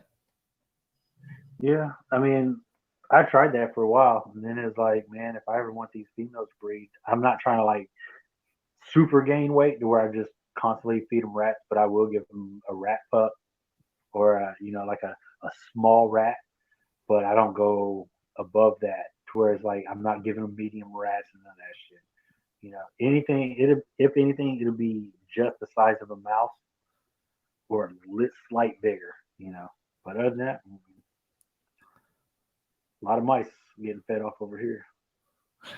Are you using pretty much exclusively frozen thawed at this point, or you have some finicky ones like you mentioned before? No, I think everybody's on frozen thaw, no problems. I think the only one I have even a little bit slight issue with, like I said, that little lyra, and I just got to beat his ass, and it'll eat. But everybody else is like, as soon as it's in front of them, I mean, it's like wham, they're hitting it. You still have a little bit of a rodent colony, or no? Yeah, man, no, I got no. Once I got a job, that became another job on top of my job. You know what I mean? It was just like I'm over that.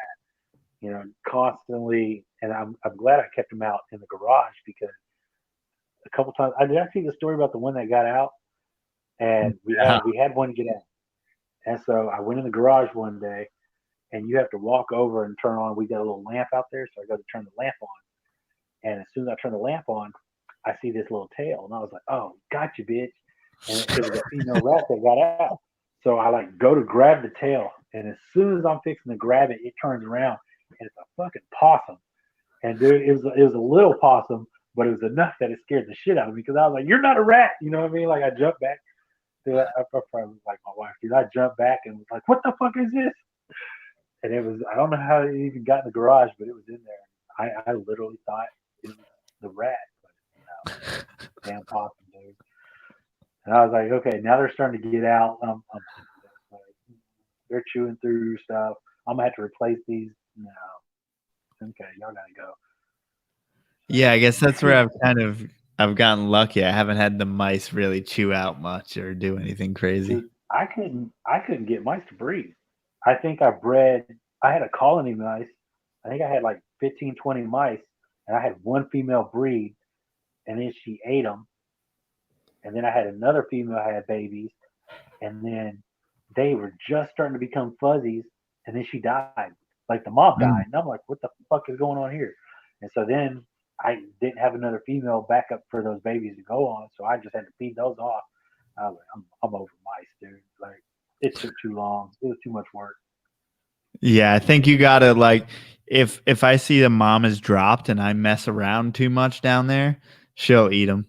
Like you gotta leave them alone. Like just Yeah, I'll pick the fruit flies and hopefully chondro. There you go. I think that's an upgrade over mice anyway.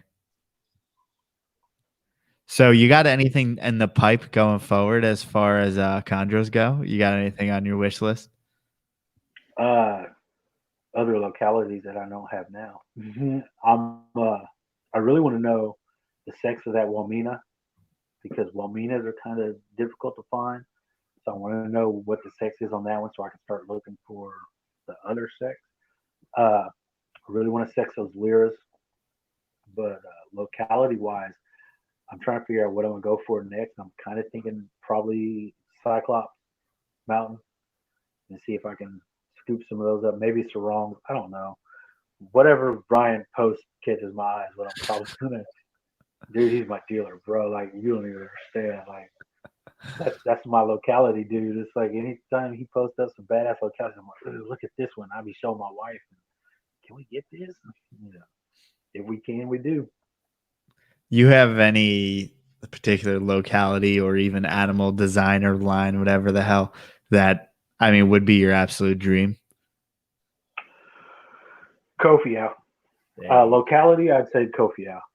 And I know Stephen Cush and Forrest were working on the Kofiaus. I'm hoping those are still paired up because I know they were pairing, but I know Kofiau can be kind of funny. I also know Matt Morris was working on Kofiaus, so I'm watching both of them. Hopefully this happens, and I would love to get one from each. That way it's different blood. But locality wise, I would say Kofiau. Designer, just blue line. I love the blue stuff. I'm not too big into the calico. I'm not too big into high yellows. They're cool, but blue Are line. you For more me. into like the powdery blue animals? Uh, I just like lots of blue. I don't necessarily care if it's powder blue, dark blue. I just like a lot of blue. The more blue, the better. What about like might phase black? I mean, I've even seen someone that keeps I some. yeah, I like the black. Like cyanide. She's got some black speckling in her, but like I said, unless it's like comes out looking like the sickness, you know what I mean? Something like that. One of those high black chondros, then I'm just like, okay. But other than that, it's just honestly, even with I love the blue stuff. I just want healthy babies, man. I don't really give a shit. I just want to lock down a bunch of different localities and try to get them going. But as long as they're healthy and they're doing what they need to do, whatever. Do you have any game plan on how you're going to pick holdbacks or anything like that? Uh, on the locality stuff, not really. It I just want to get there first. If I get there, then it's just like okay, it might be a little harder, especially with like yellow babies, because most of your yellow babies all look alike other than the pattern. Your red babies, you got darker red or deep dark, almost black. You know what I'm saying? Patterns even look different. So I don't know. We'll just wait and see.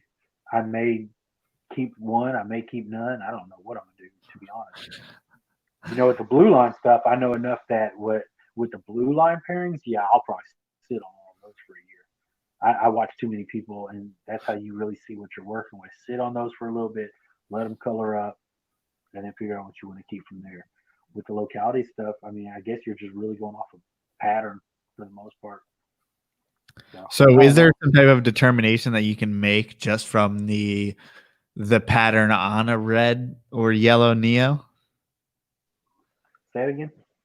So is there some type of determination you can make just based on the pattern on a red and yellow Neo? Meaning like, I mean, it's just basically lines and triangles a lot of the times. Yeah, on the yellow, I think the more red dorsal it has a Mhm. tendency when it gets older, all that red kind of turns blue.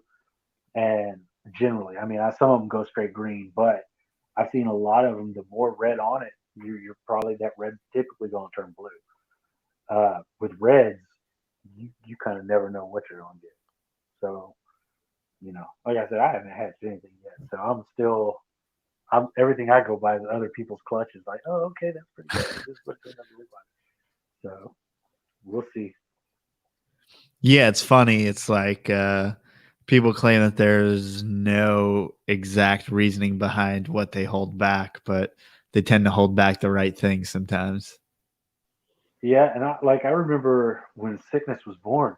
I think he was the darkest one in the clutch, and Bill was like, oh, I'm keeping this one because most of those guys are always going to keep back those super dark ones, especially with the reds of the Mm. the blue line designer phase. They're going to keep those back, and you know, to see what those really turn out to be. But it's a little harder, I think, with the yellows unless you sit on them and let them color up. Otherwise, you don't really. I guess you really don't know till they're older because they all kind of look the same for the most part. You know what I mean? Like there's not a darker yellow and a lighter yellow. I've not seen other than the blaze. That's about as different as you get with the yellow. You get the blaze, and then you just get a normal yellow with a cool pattern. So I don't know. I might just keep everything, hoard all of them.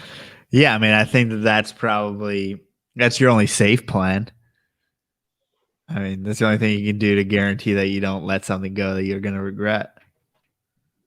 Man, I've always liked how Bill did. I mean, you regret selling anything sometimes, and it's just like I like how Bill had said it that he's always not had an issue giving up like designer animals, nice animals before they turn because he feels like somebody's going to get a lottery pick, and that's pretty badass. Like I get a chance to hit something that could be crazy outstanding. Where some of these guys they'll just sit on the whole clutch and wait a year and a half. And they pick out all the best, which is their right. But then you know you're chasing genetics. You know what I mean? Like I don't know. I don't It really care. only gives prospective buyers hope, meaning like, hey, I want to get one of Bill's animals because I know Ike picked up something that looked outrageous, and like I want to be that guy too. Yeah, you never know, man. And it's like Mudbone was a blaze, and I'm very happy with how he turned out. You know what I mean? Like he was. I don't want to say he was nothing special, but he was just a blaze yellow, and he turned out. I love his face, the little speckling on his face. He's got like a blue nose. I think I he's love his crazy, man. face. I love his heat pits. I love his little tail. I love I love him. Yeah, he's pretty badass. I mean, it's been it's been such a long journey for you and everything, and like we were talking about how happy you would be when you finally produce them. I mean, does that carry over into how hard or easy it is going to be to let go some of the babies? No, I think what I'm always going to keep my first chondro. I'm going to keep the very first chondro I produce, no matter what that stays. I don't care what pairing it's from. The very first one that I produce that hatches, that's you know what I mean. Like you're staying. Even if I make you a pet, nothing ever happens with you. You're staying. But as far as letting stuff go, I don't know, man. I don't have any plans to flood markets or anything with them, or just I don't care. I just want to produce healthy animals. I just I just want to produce them. I just want to get to that point. After that, everything else is just fall in place and do what it does. If they sell, they sell. If they don't, I got a bunch of chondros.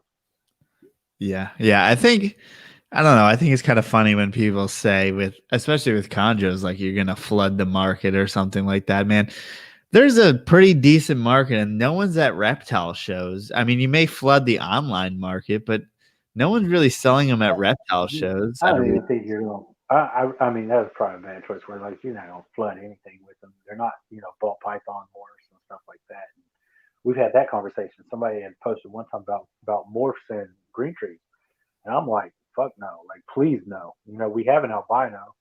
The albino morph is there, but other than that, there's no morphs. There's designers and stuff, but there's no morphs. And I like it that way because it scares me. Okay, so you start producing a bunch of morph animals, then here come all the morph freaks with the dollar signs in their eyes. You know what I mean? Who just want to make mass produce some different morph and make all the money they can. And that care of the animals, nobody cares about ball pythons anymore. They chase the next big morph, and that's it. Well, That's I think chondros will give you a little slap in the face though if you get a little bit too confident. I mean, I don't think you're going to be able to do it that easily. yeah, at all. But sure, I just keep it simple. I like how I like the localities. I like the designers. I don't not one for the morphs and the chondros. I mean, they're already green and blue. What are you going to do? Right? And black and yellow. Like, I mean, why do you need morphs, man? You could just mix a couple localities together and get some crazy looking shit. Like, you don't need to morph it out. Albinos, pines. Imagine a pied though. Come on, that'd be sick. Man. I mean, it'd be badass. I'm not saying it would be. I'm just saying That's it'd be the cool. one I can do. I mean, don't give me like a scaleless green tree or anything weird, but give Oh, me a pied. that would be fucking ugly, dude. Like, now that you say it, I'm like looking at them. I'm like trying to picture them with no scales hanging on a tree branch. This shit looks so gross. And they're too lean too. It would look weird. Have you seen that berm, I guess, that just laid eggs, that scaleless berm? Somebody posted, dude, that thing needs some lotion. I saw that. I Seriously, saw that yesterday, dude. It looked cracked. It looked. I was like, some seriously needs to put some lotion on that I snake, wanted like some to aloe barf. vera. Who owns that? Is it here? I want to say it's an Indo. I just want to say that because I'm hoping that it's not here.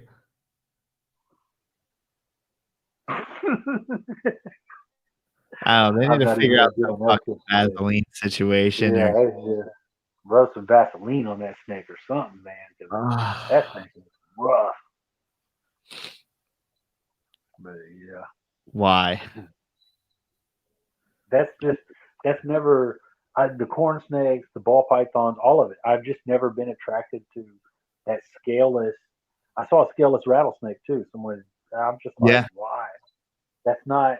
I don't know, man. It just that doesn't do it for me. It's just But that every berm time was you the touch first them, one that I saw that was like obviously don't do this anymore. Like, come on, man, that yeah, looks terrible. it's just too. I don't know, man. You touch them, it's kind of like a hairless rat. You know what I mean? Like you touch a It's like hairless a rat, ball sack. like a ball sack, and then you go touch a hairless snake. It's just like touching penis. Like, no, I don't know. I don't like this. So, and they're just ugly. They're not meant to be without scales. I mean, no. So why is it? I mean, I know that, like you said, there's an albino green tree, but why hasn't it become a thing? I mean, have they been difficult to reproduce? Do you know? As far as I know, yeah, I haven't seen a lot now. Recently, I've seen someone like I think a couple people, but they're from another country, posting some badass albino stuff, and everybody was like, "Holy hell, look at these!" But they're in another country.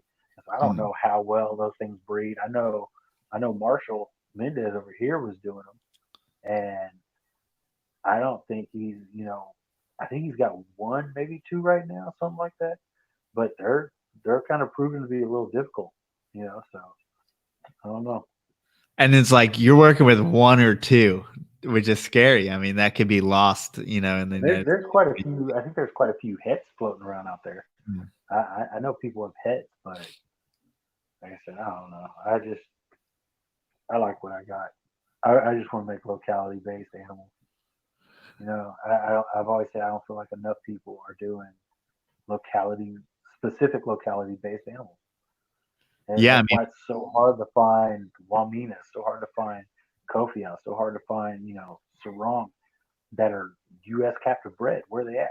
Because nobody's doing that. Everybody's out chasing the next cool designer. Or, you know, oh, I've got this Aru and I'm gonna pair it to my Biak because that's all they have instead of taking the time to go track down another Biak or another Aru. I just was like, you know what? I'm gonna do locality stuff because we need more locality stuff. U.S. captive bred locality animals. We need that. So yes, like I would be. I thought about this not too long ago. I was like, I'm hard pressed to find anyone who's paying that much attention to locality in chondros. I feel like it used to be such a thing, but now it's kind of faded.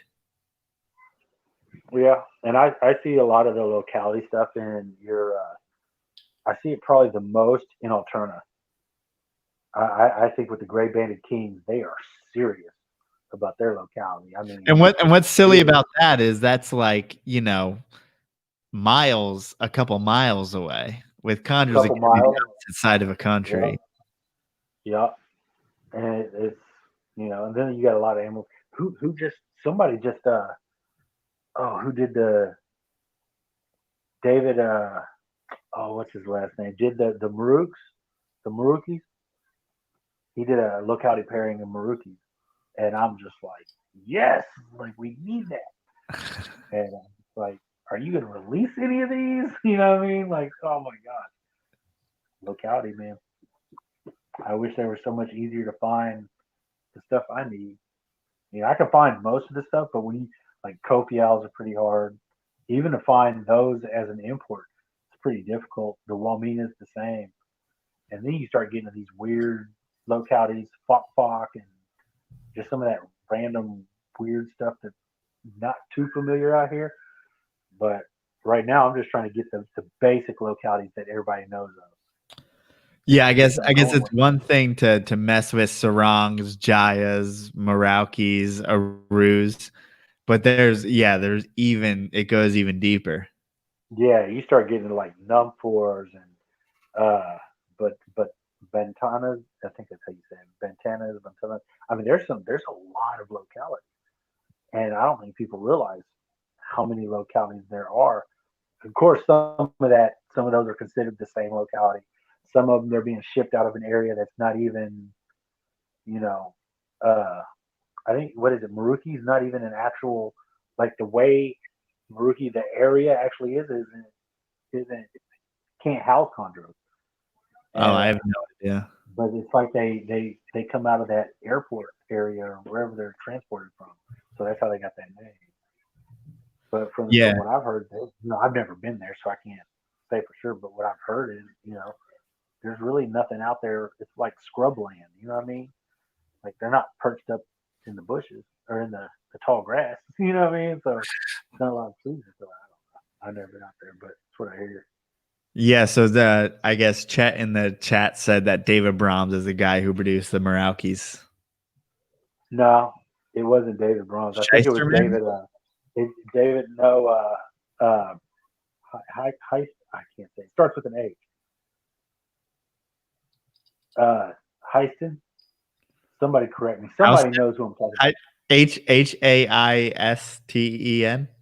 or something like that. Yeah, something like that. I think that's who did it. It's a name that I feel like I've seen before, but I don't know him. So shout out to that guy. Yeah, he also I think works with carpets, jungle carpets. But yeah, man, he did Marukis, and that's just so badass. So hopefully he lets some of those go in the next year or so. Yeah, you got to get on those Kofiaus, man. And there's almost nothing better than a canary Kofiau.